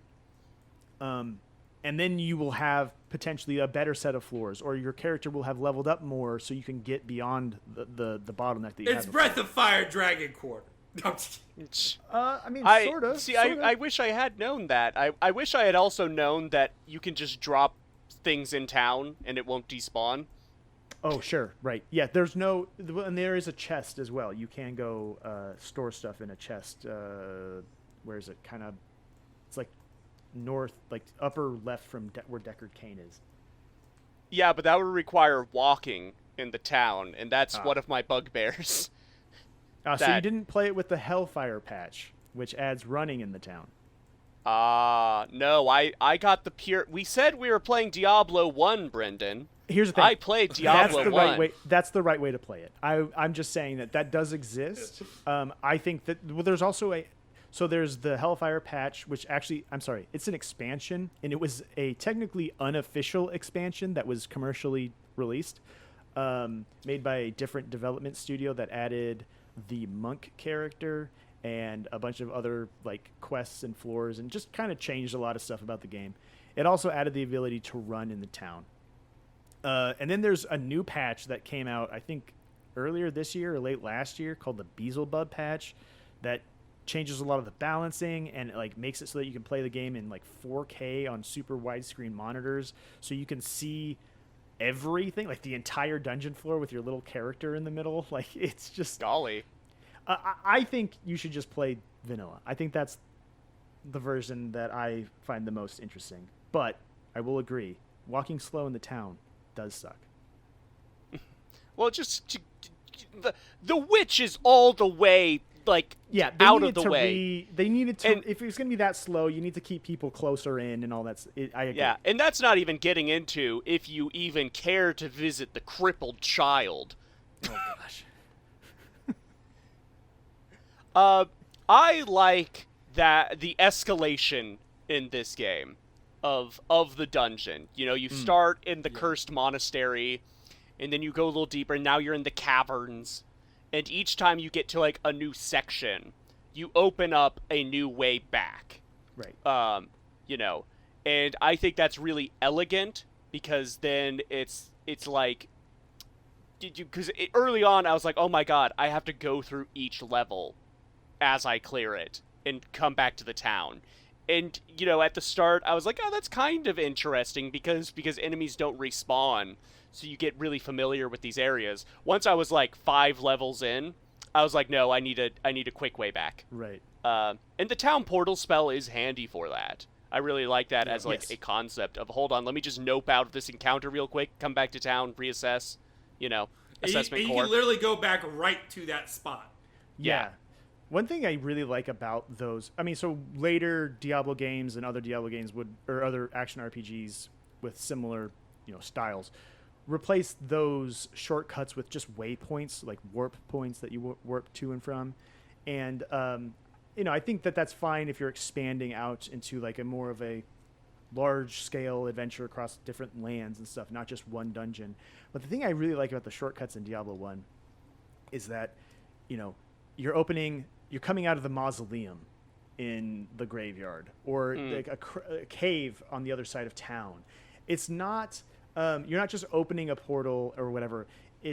You're emerging from this unexpected spot. Yes, diegetic. And it's surprising. You're like, oh, wait, I'm back in town and I came out, at this part of town? Oh, weird. Okay. And that's such a neat way to handle that. It's so simple and it seems so obvious, but when you're, you know, when so much of what we play now is warping from a bonfire or something like that, there's a real novelty and it's just fun to be like, oh, I now go into the cave at the end of town to go back to the caves. Yeah. I do think that sort of messes up the quest design to it. Well, not messes up. The wording on the quests threw me off when I was still under the impression that I was going to multiple towns throughout the game. When the blacksmith is like, oh, this meteorite fell, and hooded riders took it up north. I was like, oh, I got to go north of the town. But you go north of the town, there's rocks that block your way. Sure. What it actually is it's back in the dungeon. Right. You know. Yeah. Right. And I do like the quests give you something to do, something to look out for. I love the black mushroom. Right. Why does it go whoa? Whoa. I want to say something real quick. This is a good line of expression. This is the tone here is like perfect. It's got just the right amount of everything. It's got the right amount of humor. Are you talking about the game or the podcast so far? Not us, unfortunately. The expressiveness and the humor and the designs, the voice acting, all of these are just spot on for me. Yeah. Yeah. I mean, it's that 90s Doom inspiration, you know? It really did do that. I think because this came out at a time where RPGs, especially computer RPGs, were losing a lot of people's interest because of stuff like Doom. And so it went from like RPGs were like your studio, if you're making an RPG, you're going to sell it. And then it was like, okay, there's so many RPGs, no one's playing them anymore, and now everyone's just playing Doom. And then this came out and people were like back on RPGs and this type of RPG in specific. And so I think it makes sense as to why they wanted it to be like Doom from a commercial standpoint, but they really nailed it. Like it has that, it still feels like medieval fantasy, but it's like, it's medieval fantasy plus Constantine or Hellboy. It's or gothic. Something. It's gothic. Yes, exactly. It's gothic fantasy. It's not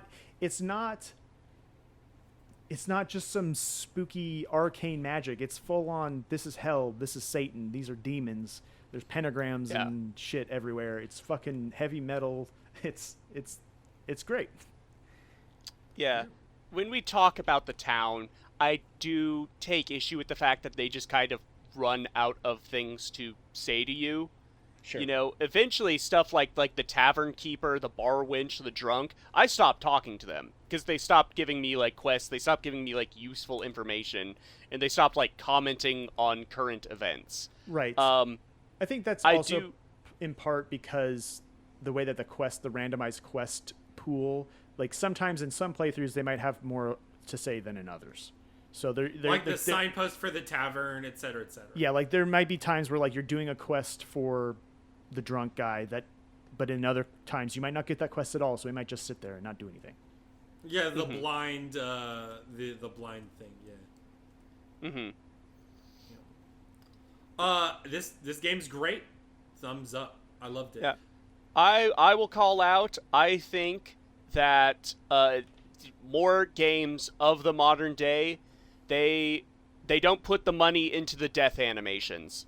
Anytime I play a computer game from the 90s, I'm like, that's a real good death animation. Real good death. They knew how to do it. Yeah. I know. This game has a good ending. I like the ending to this game. Yeah. It's slightly fucked and in a good way. And it really, one thing, I mean, I may have sounded critical of stuff like Diablo 2 and onward, and like I said, I played a lot of the game, love that game. One thing I really do appreciate about Diablo 2 is how it builds on this ending and what it does with it. And I think that in some ways Diablo 1 does feel disconnected in a lot of ways from what happens next in that universe, but because of its importance to the lore, just in the way that the game ends, I think that's very cool. Yeah. I mean, it does kind of set up the tone for the rest of the thing in that it's a very Pyrrhic victory downer ending. I remember getting to the end of Diablo 3 and being like, wait, so hold on, it's Jennifer Hale just like dead? Like, yeah, right. Yeah. Well, that's the thing about, I think, kind of what I was...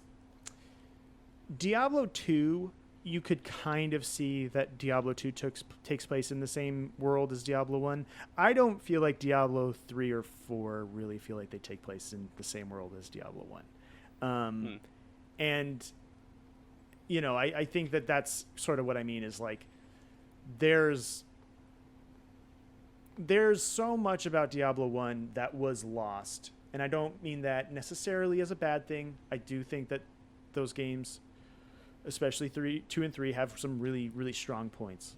But Diablo 1 as it exists is so singularly unique. It's kind of like going back to playing like Zelda 1 a little bit and realizing like, okay, I see how much of this game how much of those older games were in this first one, but this first one is also really different.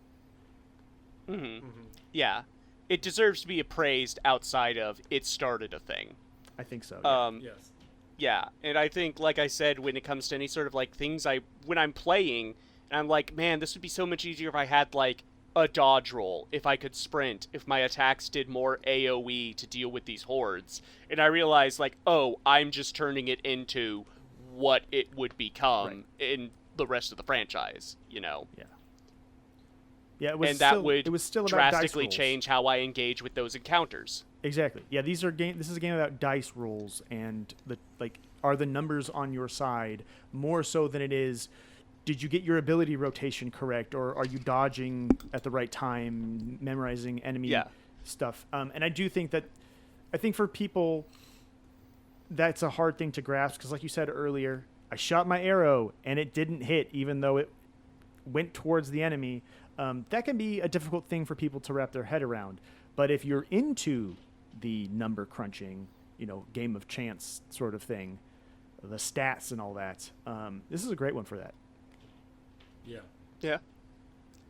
All right. Are we ready to move on to the second game of our Halloween double feature? Yes, but I need to we're take a already break 2 with hours in.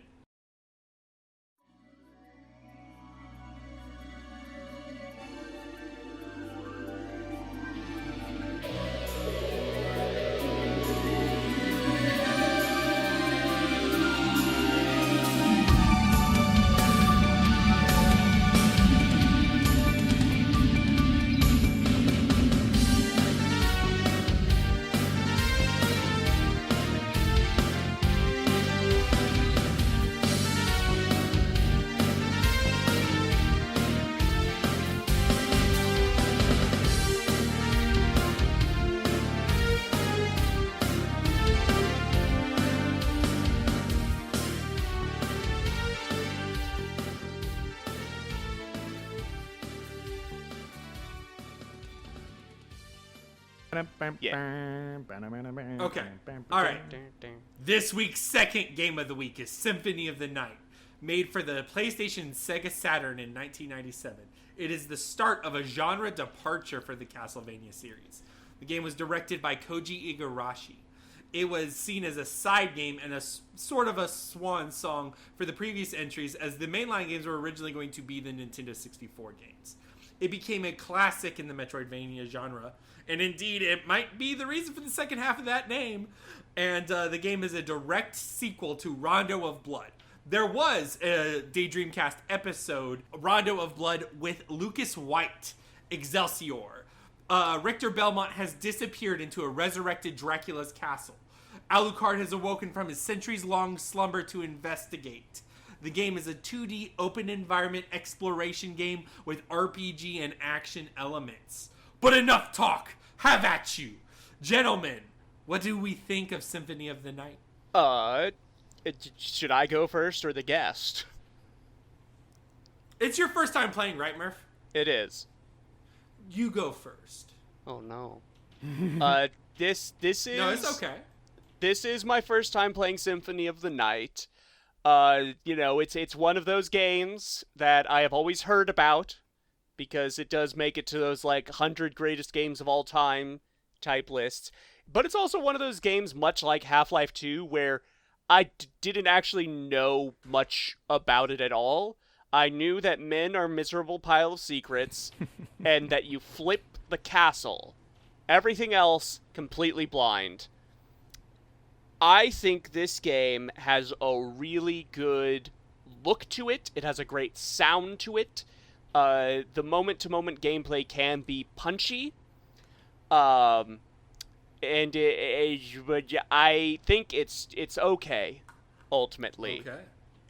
I think it has the Elden Ring problem, where by the time I got to the inverted castle, I'm like, oh, you're not telling me there's a whole another part of this game. The map can't keep getting bigger. I'm tired. Oh, see, I don't mind that so much, but you keep going. Okay. No, that is the extent of my statement. I will there's one thing this game does really, really well that I never saw anyone ever talk about, and I'll bring it up later. Okay. Brendan. I like Symphony of the Night. Yeah, it's a good game. Okay, all right. End of episode. Okay, so now the tables are on me. Guys, I like Igarashi Metroidvania games. I think they are, whenever I play a Blasphemous or a Hollow Knight or a Dead Cells, one of the things I'm thinking about is like Igarashi brand, like that development team's games. And like, look, they're inconsistent at points, but there's just something about them, like Bloodstained Ritual of the Night, like, to me, like, that shit still's real fucking good. It's a great game. Something about them, it's a great game. Like, they do it well. There are inconsistencies, there are problems. To me, I would compare this, if we are to take the label Metroidvania, I think taking it very literally in the sense that Metroid is about an organic exploring caves and looking at the wildlife and the hostility of the world. That stuff, like, it is what it is. And in that same way, Castlevania is the Baroque, like, you know, custom-made furniture in a grand palace. But if you look a little closely, it's a little messed up. There are some errors to it, and the detail is there, but sometimes the detail is, number one, not very rewarding, and number two, the detail is clumsy. But that being said, I think for Symphony of the Night, this latest playthrough, it didn't used to be my favorite Igarashi game, but I think it is now. I think this was the time where it was like, no, everything aligned. I liked everything about this playthrough. And we can get into that as we get into it. But, yeah, it's a good game. Yeah. Now, when we go into this more, I think there are bugaboos regarding its legacy, right? And is this one of the greatest games of all time? I don't think it may not be. To me, it's one of the greatest games of all time because I really liked it this time. But I don't necessarily know how influential it actually is. You definitely see its fingerprints all over modern stuff, but that doesn't necessarily mean it was like a full-on innovator, and it didn't necessarily do a lot of things right. And a lot of lessons, and one of the reasons why I like Igarashi games is because... Oh, wait 1 second, my mic. Oh, no, we're good on my mic. Yeah, you're good. Cool. One of the reasons why I like the Igarashi stuff is because some of these elements that is attempted or replicated in other games, they don't do. Like, this does, even like a mediocre thing in this game is done even more poorly in other games.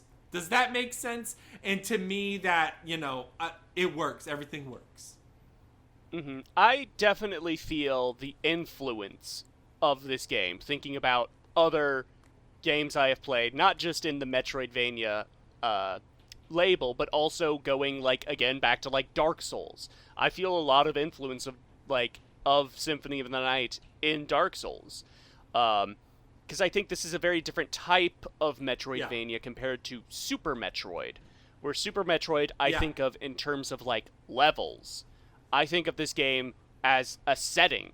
I kind of like how open this game is most of the time, where, you just kind of stumble across where you're meant to go, and it's not even going to be in the same order anyone else does it. But I think that comes back to bite it when it comes to the sort of Metroidvania-type progression of, you have this ability now, do you remember the spots where you could use that? And a lot of the time playing this game, I'm like, no, because this castle is starting to blend together from the number of times I've looped around it. We could keep going into it, but Brendan, you got more to say? You suggested this game. Oh, did I? Was it? It's been so long, Yeah. I can't remember. So,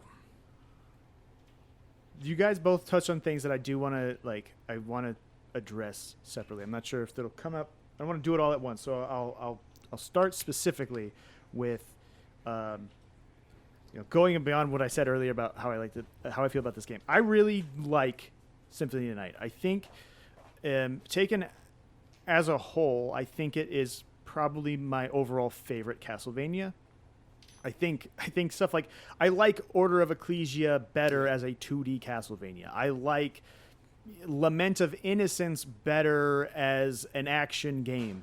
I think there are things that this game does that are very interesting from the correct perspective that it should be addressed as, which is a 2D side-scrolling action RPG. I think that it, as much as it obviously we want to all lump Metroid and Castlevania in together because of some very obvious similarities. To me, the relationship to Castlevania and Metroid is like the relationship between Kingsfield and Metroid Prime. In that, okay, yeah, there's definitely similarities to the level design and how things are interconnected and that sort of thing. Their presentation, like how you're viewing the world in Castlevania and 2D Metroid is similar to, how you're viewing the world in Kingsfield versus Metroid Prime as first-person games. But I do think that a lot of the similarities are overstated because, maybe the maps look similar or some of there's similar ideas present. But Castlevania Symphony of the Night, when the producers say that they were inspired by Zelda, not Metroid, I believe them. And the reason for that is because it feels more like a continuation of Zelda 2, Castlevania 2, the stuff that we talked about in that episode a few months ago. And I brought up how those games have a lineage with stuff like Xanadu for Xanadu, Dragon Slayer, East 3, Popful Mail. That is where, to me, Castlevania Symphony of the Night sits more comfortably. And it is more successful, I think, at being that sort of a game than it is at being a Metroidvania for some of the reasons that Murph pointed out. And I think that's because in Castlevania Symphony of the Night, there are multiple ways of progression through both Alucard as a character and your progression through the world as a place and how you unlock pathways. And primarily, the two that you are interacting with the most in terms of Alucard are leveling up your stats and getting new equipment that might change how strong your attacks are and like the speed or the arc and that sort of thing. Like if you're using a bigger axe or a sword or a dagger, those will all change things.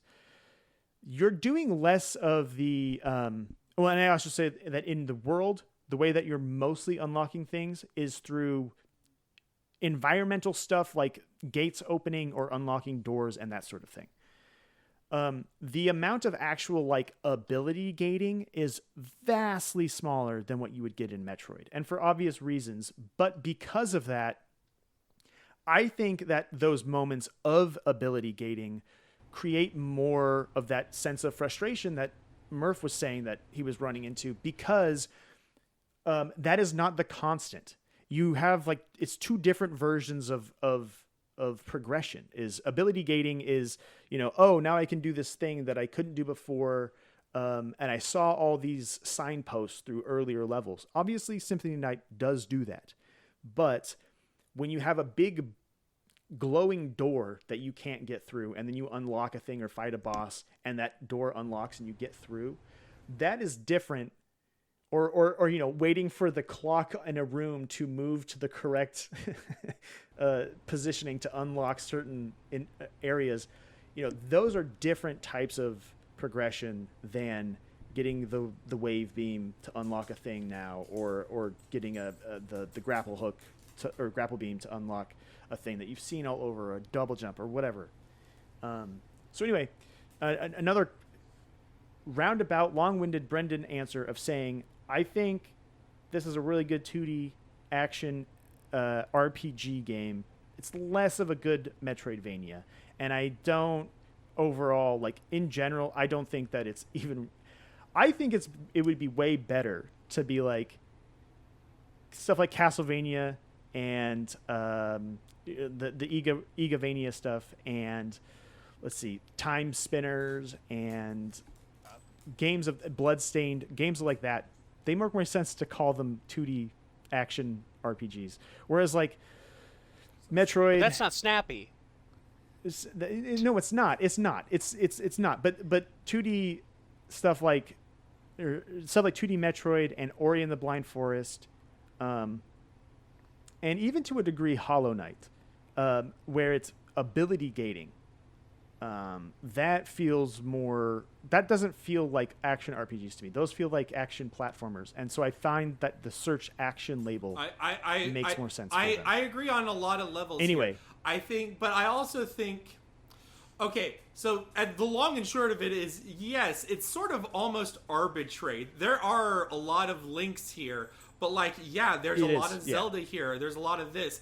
If the only similarity is really that it's 2D and interconnected, that's not really that. That being said, I feel like the ability gating is also overstated, and like it's still a fundamentally smart loop. A good way to highlight this is like the horizontal aspect of the castle is pretty consistent. Like there's like a consistent loop throughout, and then like the vertical branches from it are what really determine the ability gating.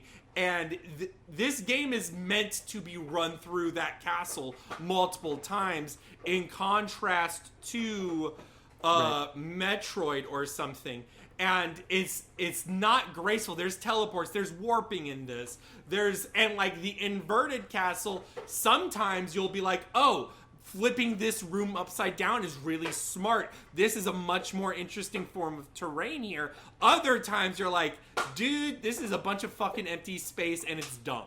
And especially like when you go into like traversal with these ability gates, like the bat does so much fucking work. Right. You could just fly through a lot of the empty space, and like, yeah, it feels a little lacking in those areas, but I also feel like this game is really rewarding when you dive into specific things. Now, that being said, I don't feel like it is a Diablo-esque, like, sit down and look at each weapon as it is and like analyze what's better for your stats. 99% of the time, you're just gonna go for the fucking sword that hits more. But, each room has a little bit of a detail to it. There's a lot of Dark Souls or RPG-esque did-you-knows to this that I feel are really rewarding in terms of level detail, in terms of mechanic detail. Breaking the game is really fun in this game, with the shield rod and knowing the different resistances or knowing how the input spells work. None of this stuff is necessary to beat the game. The game is actually really easy. But when you get into that stuff, you start to go, oh wow, this is really fun.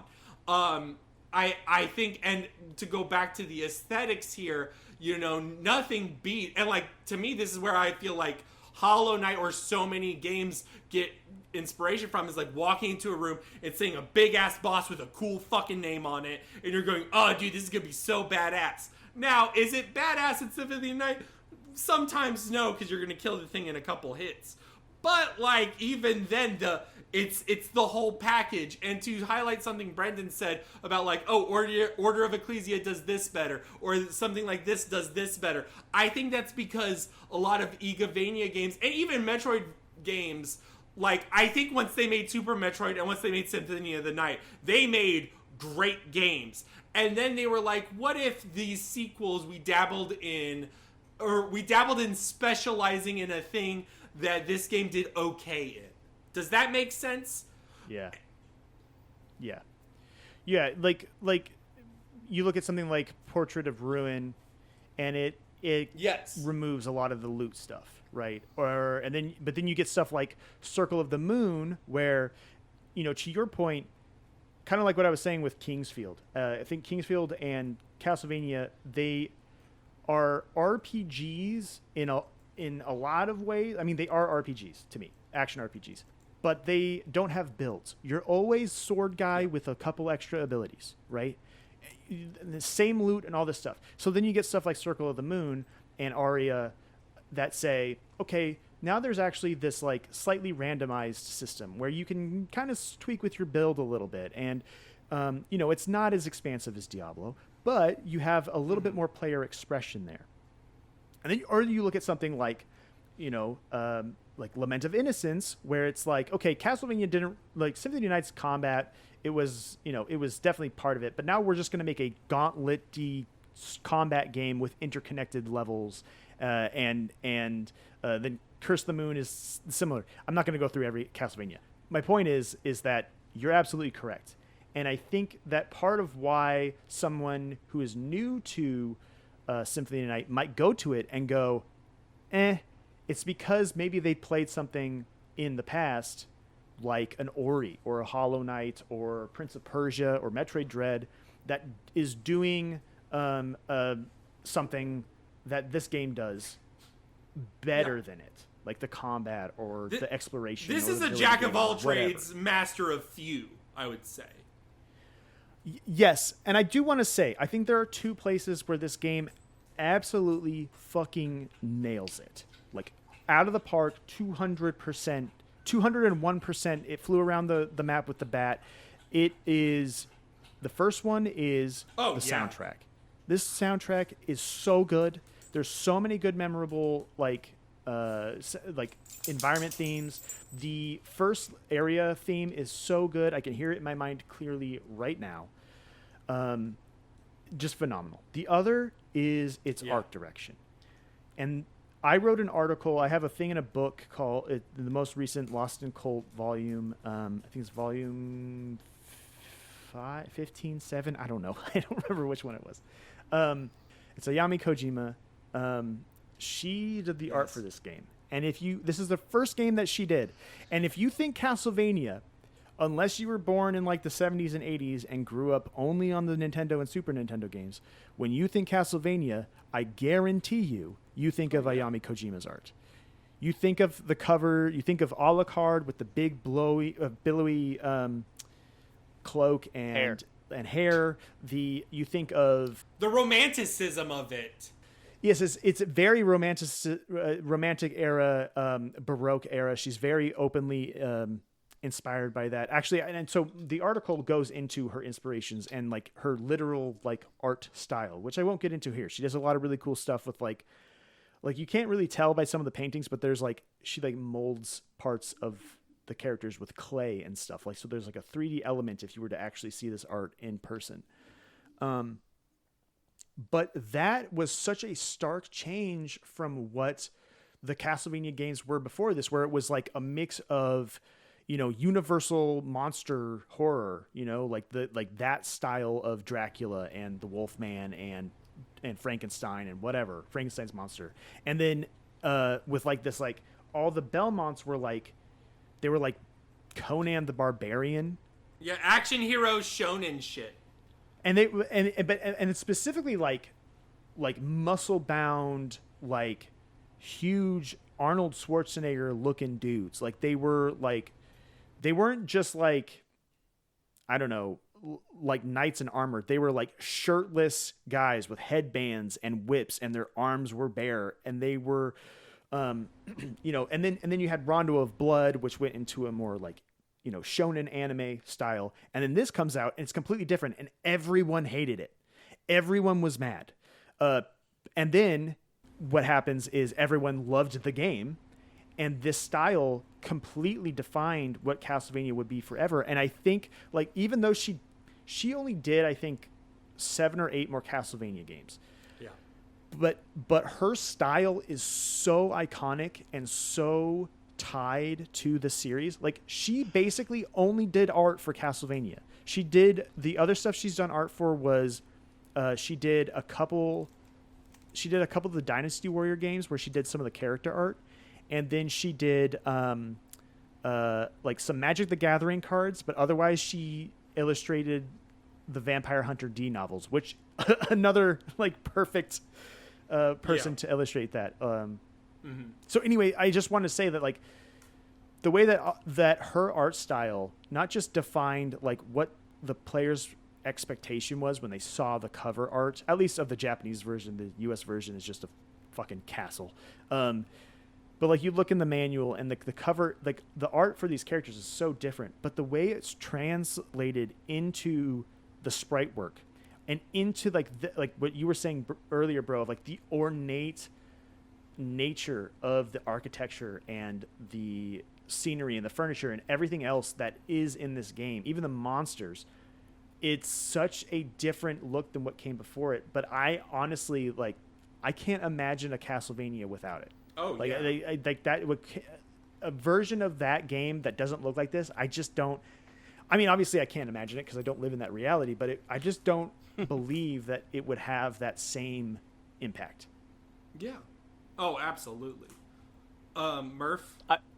I think the look of this game is one of its strongest points, particularly with how, I complain about the size of the map, but it uses that map to its fullest extent with all these different aesthetics and vibes going on.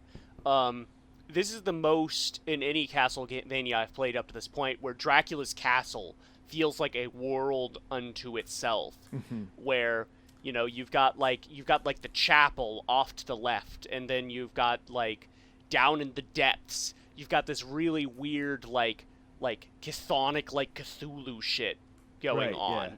Yeah. It really lends its idea to like Dracula's castle is more than just being like Dracula's castle. It's this nexus point of like evil and eldritch things that just sort of accumulate in this space. And Dracula's but like the landlord. Yeah, and like one of the things in Castlevania lore is that this castle is enormous and it constantly changes every time it appears. And this, I think, is where it really sold that, like you were saying. It just, the vibe of the previous games, I guess Castlevania 1 was the only one where you're like completely just in Castlevania's castle the whole time, right? Yeah. So, and that I kind of get how it's structured in that game, and I guess in Super Castlevania, of how you're going through it. It has that vibe or whatever, but like, it wasn't until now where it really felt like a place. The setting matters so much here, and for a franchise named after the setting, it says a lot. And I think the genre, like the sort of non-linear interconnected level design shift aided in that so much. But it's also like the paintings you just cited. Walking into a room and seeing a mural of like a bunch of fucking impaled skeletons, and you get like Vlad the Impaler, callbacks, emotionally. You're like, oh, this is so fucking cool. And like when there's, boss set pieces of like the Alucard flashback to his mother dying in the succubus fight, or like even just the aesthetic callbacks in the inverted castle. The inverted castle is largely, first of all, it's like a victory lap, because by that point you're pretty much comfortably killing shit. And you're just going through the bosses and you're mowing them. You, in terms of ability gating, you get the abilities pretty early. And so you're just going through shit, and it's like all Castlevania old school callbacks. You're fighting a fake version of Grant, Trevor, and Sypha. You're fighting the Frankenstein monster. You're fighting Medusa. You're fighting the giant fucking bat again. And it's rewarding after you've been presented the new flavors, that the old flavors still are functional and work. It's still like fundamentally fucking Castlevania. It's not different, but it's still good. Which is it? Is it Mega Man 3, where Wily's Castle, you fight like shadow versions of the original Robot Masters? That's what I was thinking of. Yeah, my favorite is that, that long hallway where there's just an eyeball watching you through the window the whole time. Yes. That's a great, like, it really feels like these guys got to the mastery of doing pixel art right as the aesthetic changed to 3D games. Yeah. Yeah. Like I think about like the books in the library, how they come out of the shelves using like Mode 7 shit. Like, that's crazy. The 3D elements to this work really well. It's a good marriage because a lot of the 3D is like backgrounds or animations. Yeah, actually, one thing to call back, I'm hours ago at this point. Diablo 1 was also a pretty big deal at the time because of the way that it used pre-rendered 3D sprites and backgrounds. And, that was seen as like this big forward-thinking, wow, games look like this now. Crazy. Whereas you read the reviews for Symphony of the Night, and, it wasn't widespread. I think it's overstated how much there was like a backlash against. But there were some people who were like, it's a 2D game. It looks bad because it's 2D. It could be 3D, but nevertheless, the whole thing with like the books or some of those other like the save room, orb, whatever the D20, polygon, the D20. Thank you. Yeah, that's it's such a interesting use of 3D, and while it's it's quaint by today's standards. Or even in some ways at the standards of the time, the way that it uses that 3D it's neat. Yeah. I don't know if I would call it quaint, because I can't think of many like contemporary pixel games that are pulling off the shit they do in this game. But when he says neat, it's in contrast to everything going 3D. There's a lot of 3D stuff that does this, right? Well, and I also mean too, like the level of it's not as impressive to do a D20 that spins around on your screen on a is what I mean. It's more like, oh yeah, it's very quote unquote primitive 3D. Whereas, you could do that shit on the Super Nintendo. They had that for Star Fox and Mega Man X2. Right. I guess my point though is more just like the look of what what someone can do on out of the box in like Maya is very it's much more powerful than what they could do on a PS1. That's all I'm saying. Not to take away from it or anything. No. Really just trying to throw up some context. It's a beautiful game. It really is. And there's just so much like Alucard as a character is so interesting in contrast to the Belmonts. And he was in Castlevania 3. So players had played as him before, but like the way he's presented in Symphony of the Night, where he's got not just flowing hair and robes, but like there's this like, this ethereal trail behind him from the sprite, and he comes into the castle like you introduce him by him like sprinting at supersonic speeds through the threshold of the castle, and then you're like taking down all the enemies. And then you're depowered. This is that's the first thing, instance of a Metroidvania where you're depowered. Right. Yes. Well, I'm definitely getting to that because I think that feeling of like all of that is so in contrast to what the Belmonts feel like. They walk so slow and they're heavy and they swing this big whip that has a big wind up, and it's such a different. It feels so different from those characters, and they really do a good job with such limited presentation.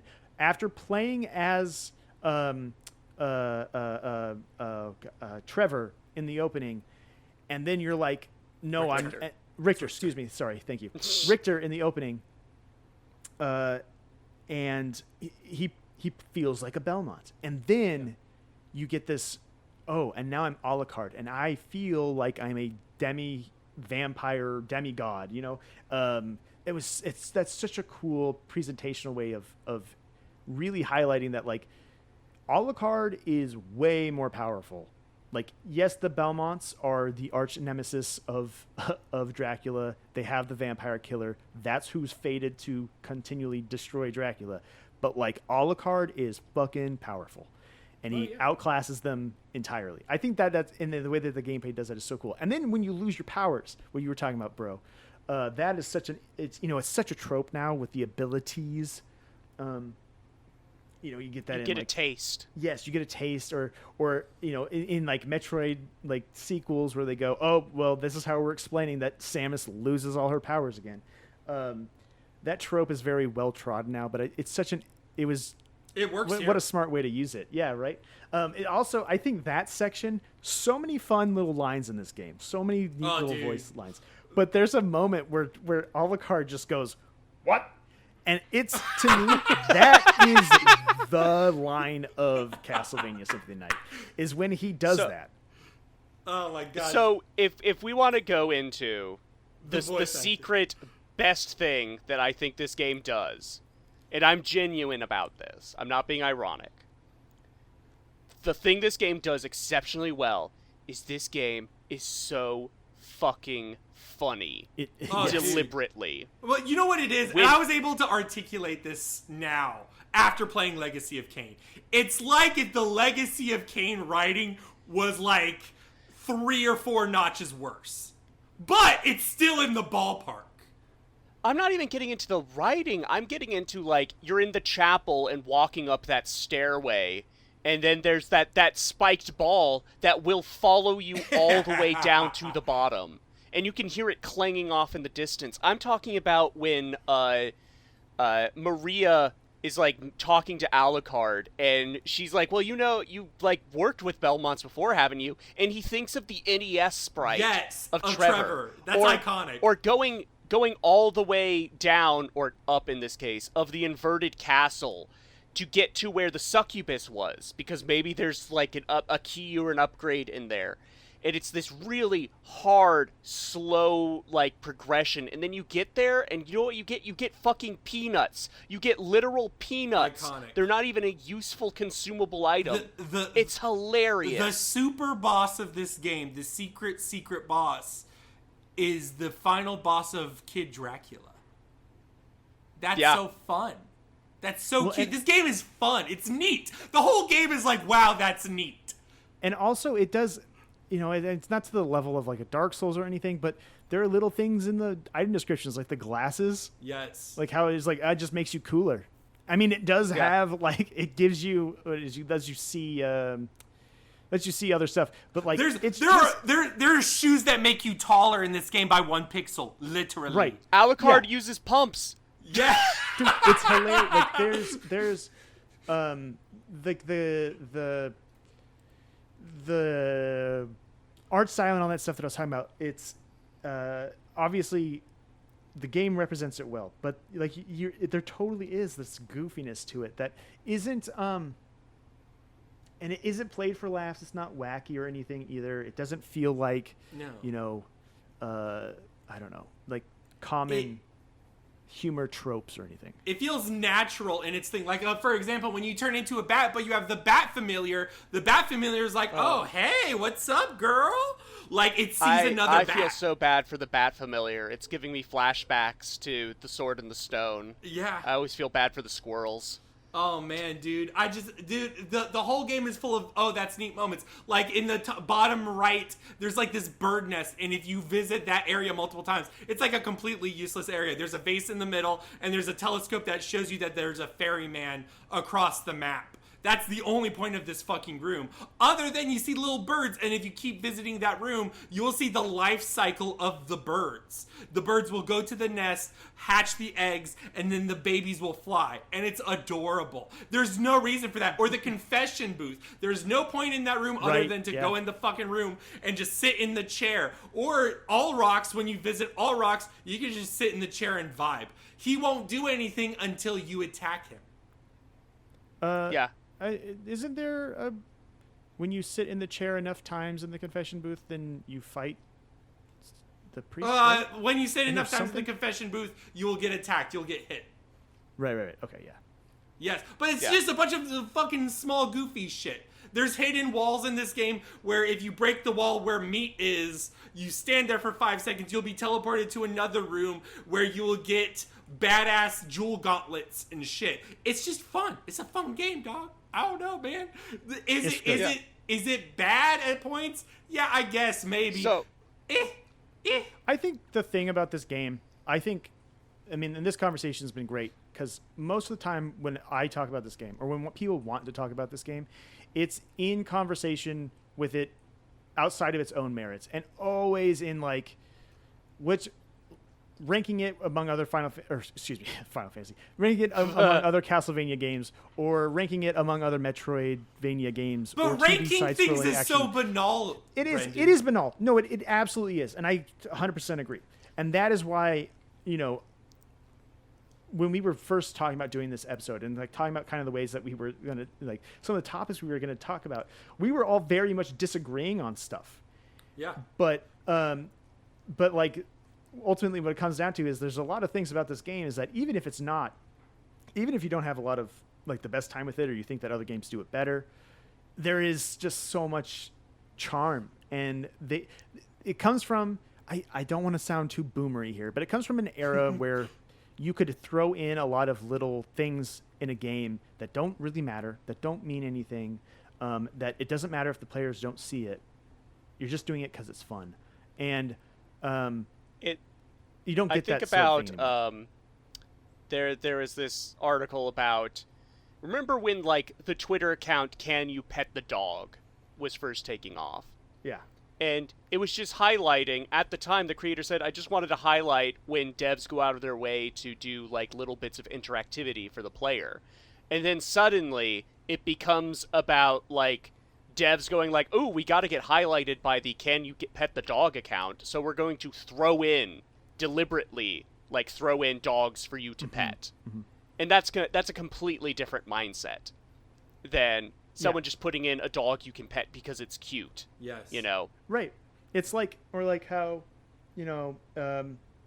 something in, gosh, I just had a specific example and it lost my mind, so I'll go to a different one. In Metroid Dread, when people realize that when Samus walks up to a little like ledge, she'll put her hand on it. It's just like a little thing that you didn't need to do that.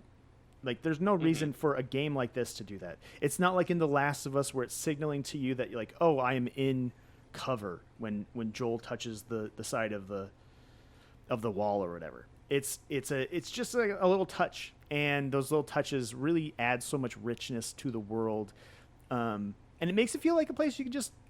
I know Bro said a few times, but like it's just a place you can kind of vibe in, just hang out in.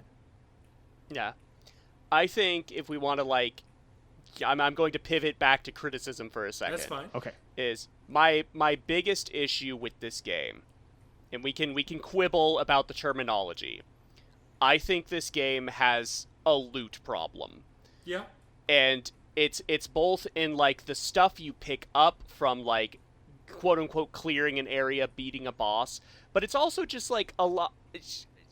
I'm confused by a lot of the items in this game in a capacity of like, why is a fire boomerang a single-use consumable item? Why is a ninja star a single-use consumable item when we already have equipment like daggers and axes and holy water, right? Why not just add into that existing system rather than making me open my menu, go to my left hand, select the single-use item, use it, open the menu, select my right hand, re-equip the sword I had equipped there. I think there's an interesting diversion, because like I think that's a component of possibly a larger problem or a larger concept of like the mana system versus the heart system. There's a lot of extra systems here that don't necessarily pay off.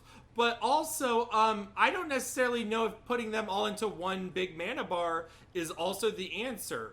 Because I think I would like it less for that. I think the sub-weapons are iconic as they are because they operate as they are. And then, like, when you play as Richter, you get the item crashes that Alucard can't do. And the item crashes are better than what Alucard can do. Shit like that's super fun. And like when you have the mana bar is based on your transformations. Now, do you transform a lot? Depends on how much you use the wolf versus the bat. Like, I get it. You have to have a reason to use the wolf.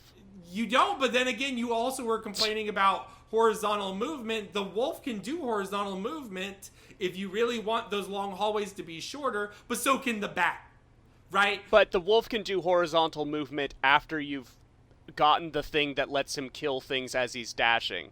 As it stands, base wolf, you start running for 2 frames and you hit something. Yeah, no, for sure. But I mean, I think there's a lot of the game like that where it's like fiddling with it. Oh, this doesn't work, but oh, this does. But like when you look at the giant list of fucking weapons you've gotten, you're not going to use half of them. That's weapons correct. That you can't sell or drop. Yeah, but also I would say that there's a novelty to it. I got a lot of mileage this time around out of going into an area, looking at, what are the enemies here again? Oh, I could switch my thing now. I could switch my breastplate to this to prevent petrification, so I can deal with the Medusas in this gear tower, or oh, I could do this with this. I still don't use all of the items. I use them more now with an open mind, and I appreciated them more. I still think it's clumsy. I guess I would appreciate that sort of like analyzing the room you walk into, and like the RPG elements. It ultimately all comes back to most everything in this game that's like a normal enemy, I kill in 1 to 2 hits. Yeah. Regardless of what loot I have equipped, regardless of what level I'm at. Okay. Yeah. And the time it takes to open my menu and equip the anti-petrification armor is time that I could just spend getting through the area. Yeah. Right. No, absolutely. Yeah, this is kind of the key to what I was talking about earlier, where I feel like this game has problems in both, like, I especially, when I'm talking about this game, I feel like I mostly focus on its issues as a quote-unquote Metroid rival. But I do think that the action RPG shortcomings that you're touching on here are important to point out, and I think that they all come from a very similar reason. This game doesn't push back against the player very much. It does mostly in certain platforming sections and certain, like, figuring out how to make the giant skeleton throw the bomb at the thing so that it opens. It perplexes more than it frustrates. Sure, yes. There's very little friction. It's more, it obfuscates, and not in a way like a From Software game where it's intentionally obfuscating and you have to like look through it the right way to figure out what you're doing. It's more just like, oh, it didn't explain that well. Yes. Or literally during the skeleton thing, it literally pops up on the screen. Something changed in like down here. Right. It's like, how clumsy is that? No other game fucking does that. Now, to be fair, fucking Star Wars has fucking 5 paragraphs explaining the story to you. It shouldn't do that either. It's clumsy. Sure. Yeah. You know what I'm saying? Like, it's like, It has more to. I think it has more to do with the presentation than the actual like technique. I think the thing, though, to focus on the loot system and really the leveling system is like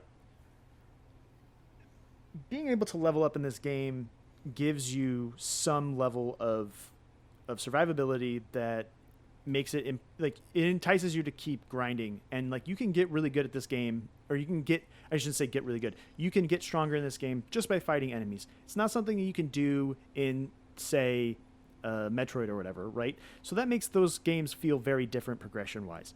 Not to say that one is better or worse. The problem that Symphony of the Night runs into, however, is that when everything falls, in 2 hits, and like Murph was saying, you don't have to interact with that, with the loot system or whatever, but you can. It's kind of like Final Fantasy 16, where Final Fantasy 16 is a game where you don't have to really interact with any of its systems. None of them are even necessarily as deep as Castlevania's. Don't worry, I like Final Fantasy 16. I think it's a fine game. But it's those swapping between elemental styles or, armor that protects you from petrification, all that stuff. It's there, and it's kind of just like, why? If it's going to exist, you need to force the player to engage with it. Otherwise, it's just bloat. You just have a giant list of items, like Murph was talking about. And I think that that's a really important criticism, and a very legitimate criticism of this game and its RPG elements. And it's something that I think, a fan mod that just makes it so that, no, you have to throw the fire shuriken at the ice enemies to damage it, so that you have to engage with this item. That would go so far to fixing it. And I think it's a holdover of something like in, like it has the item system, the sub item swapping of, older Castlevania games. And I think that that's what the fact that you can just damage an enemy by attacking it, that also is just a holdover from, the action platforming of other games. And maybe it would be more interesting if you could have, need to swap things, not just because it's more efficient, but because you actually have to. And that would require them to have a better menu system, which, maybe you could, but anyway. Yeah. I mean, I can't argue this because I feel the same way about. I feel like this has not been solved. It's just one of those things that's like when you make these kinds of games, you ride the line. I think Elden Ring has this problem. I think a lot of games have this problem. But also Elden Ring is the same exact thing of like, man, when I go into the systems, I really like them. It's not that big of a problem for me. And I feel like, making it hard would solve things. I will say I do like the New Game Plus elements. I feel like replaying this game helps a lot. Like the luck builds make this game very interesting. Stuff like that, but it's all extra fluff. The base experience is mostly harmless. Yeah, and I think even stuff like equipment durability, you know? Yeah, being would like, go a long way. It broke, and that doesn't mean you have to like break and be gone forever, but just be like, oh, well, I guess I got to swap to a weaker weapon or whatever. That would put you on the defensive a little bit more and make you think a little bit more about what you're doing. Yeah. What did y'all think about? I know this is gonna be silly, but the story. It's good. I mean, it's fine. Yeah, it's okay. It's you know, I think there is something in the idea of having Richter be the supposed villain for the first half of the game, and his motivation being, once I like destroy the castle, that's my job done, and I go back to just being a dude. But if I let the evil progress on its own, then I can be a hero forever. Yeah. I think that's an interesting concept. I think the fact that the game can end exactly there with defeating Richter, and then you don't actually find out what the plot was, that is an interesting concept, and it does make the inverted castle feel, in its way, kind of like a post-game. Yeah. You know, this is the true boss, quite literally. I guess I question Dracula's motivation in all this, right? Because I think it could have been served just by having Shaft be there. Well, okay. Here's the interesting thing. I can't believe I'm gonna talk fucking Castlevania lore. Please shoot me, Brendan. No, this is probably the last time Dracula was sentient. Right? Every time he revives, he gets a little bit more insane. No. Maybe I'm wrong on that. But even then, roughly speaking, whenever he comes back, he's a little bit more unhinged, a little bit more deranged, and his motivation becomes less clear. Well, that is only true. That is only true in the timeline until we get to Arya, because then you are Dracula. True. Not arguing against that. Spoiler alert for Aria of Sorrow.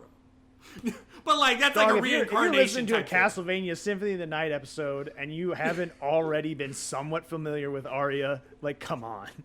I'm not familiar with Arya. but that being said, it's like a reincarnation thing. So I think that gets a pass. Okay. But like in general, like when he comes back, he does not come back of his own accord. Humans wish to pay me tribute. Yeah. Yes.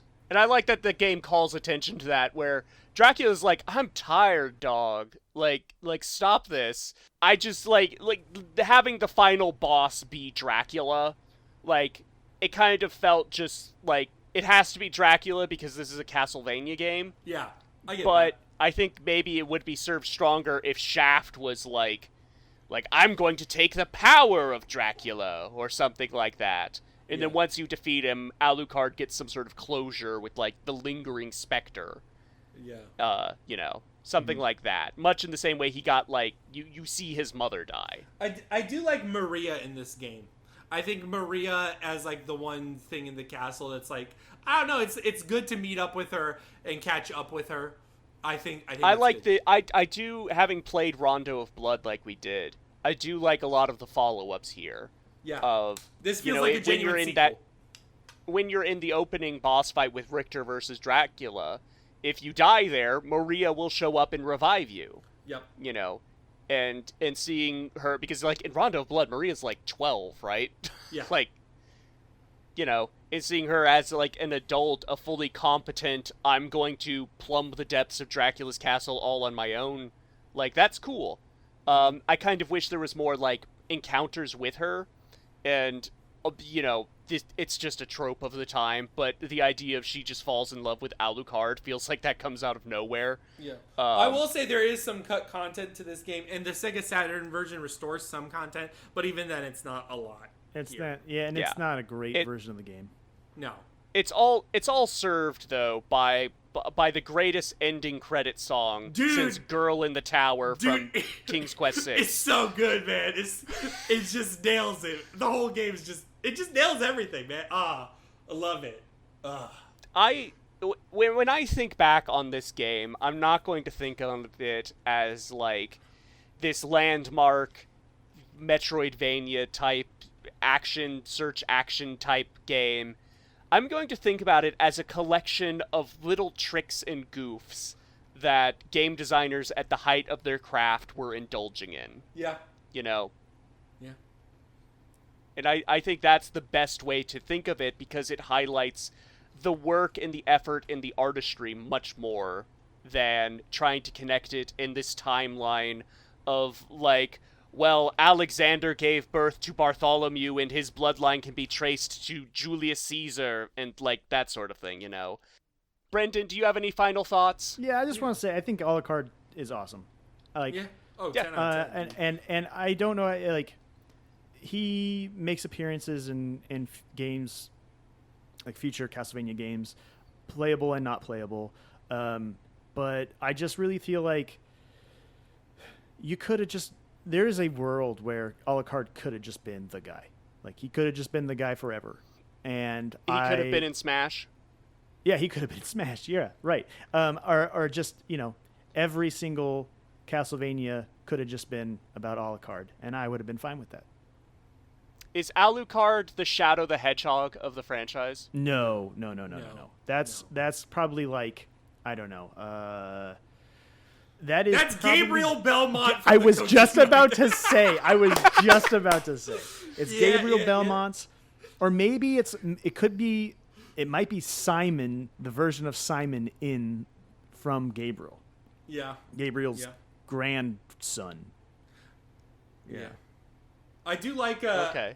I do like how that Mirrors of Fate Simon took a little bit from the Barbarian and the Kojima version of Simon.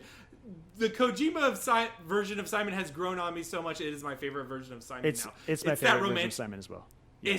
It's both romantic and that barbarian, that feralness. It works. It just works, man. It's just any character she has designed. I just like, part of why I think I like Lament of Innocence. Like, it's not a great game, but it's just the fact that like that cover art is so fucking good, and Leon is so awesome. He looks so cool. I don't know. Good game. Thank you for bringing us Ayami Kojima and cool Alucard. Yeah, I agree. Well, it's been a long one, dear listeners. We have had our night of revels and devilry, but the sun is coming out. We must retreat into the shadows of this Halloween double feature. Brendan, Where can we find more of your Diablery? If you get to the end of this podcast and you're like, I want to hear more of this guy's voice, you're crazy. You're insane. The kind of sicko that we need. I bet you if you guys went through and cut all of my pieces out of this episode would be like 20 minutes long. Maybe like 30 or 40. Give us some credit. I mean, come on. Where am I at? The Crawl. Follow me on YouTube. The channel's youtube.com/The Crawl. And when is this going live? Halloween. For Halloween. On Halloween? Okay. I don't want to... Hopefully, by the time you're listening to this, a new video on a cool topic will be done. And it's, it won't be that Comparing surprising. and contrasting Diablo to Symphony in the Night. No, it won't be that. But I'll tell you guys off air. You'll be like, oh, really? That's not that exciting. Of course, your channel would be talking about that. But anyway, maybe that'll be out. And if it's not out by Halloween, it's hopefully the week after. And you just got merch. Oh yeah, I have Yes. T-shirts and sweaters, and soon You've leveled we'll up have, as a content creator. Yeah, I've really wanted to do it for a long time. It's U.S. shipping only right now, and I'm trying to get international. It costs a lot of money to do international shipping, Oof. like a lot. So that's something I'm trying to figure out. We'll see. But for now, yeah, you can find that. It's on the YouTube channel. There's some links there. There's also links to a Discord. Come hang out, talk about dungeon crawlers and Metroidvania games and all that other stuff. Yeah. 10 out of 10. We love you, Brendan. We missed you. Murph, what do we got going on? We got all sorts and things. Like, this may not even be the only Halloween episode you get from us this year, maybe. But you can also go onto our own YouTube channel, which is just called the Daydreamcast, and find all sorts of bonus goodies there, such as Let's Plays of games like Goof Troop, which I still look back on fondly. That doesn't have a lot of views, but I think there's some really good goofs in that. But you can also see the final part of our 3-part Halo 3 playthrough that we did with a 4-man team of Will Berger and Abram from the Backlog Banter. Go watch that. I'll plug it every single time because I put a lot of work into the edits on that. If there's a reason to watch it, is for Murph's edits. They are so good. And you go at the Brogan contributed a utterly bizarre warthog front flip back flip in the final trench run of Halo 3 that I don't even know how you pull off. It is the most iconic moment from the playthrough. You gotta watch it, guys. You gotta. And it's at the tail end of the video, so you can't watch it without getting context. You can't just skip to that. Yeah, it was a build-up, a long build-up. Yes, absolutely. Yeah. But Brogan has other things he does outside of the podcast. Like he mentioned, he just wrote for the zine Life Bar. Yep. It was about off. Go check it out. Sometimes I write for. I keep wanting to say Blue Sky, but it is Skybox. I write for Skybox sometimes, and we just make shit. What are we doing next? Well, up next, we are doing the 3rd part of our Halloween double feature. That's God. right, a whole inverted podcast. Yeah. Where we are getting back the Scream team of Thomas Wilde and Will Berger to talk our annual Halloween episode, this time on Fear. Yeah. The video game Fear, the shooter from 2005 Fear. I remember that game. Yeah. It's got slow-mo in it. It's a video game. It's the official video game of The Ring. There you go. Yeah. Yep. This is basically.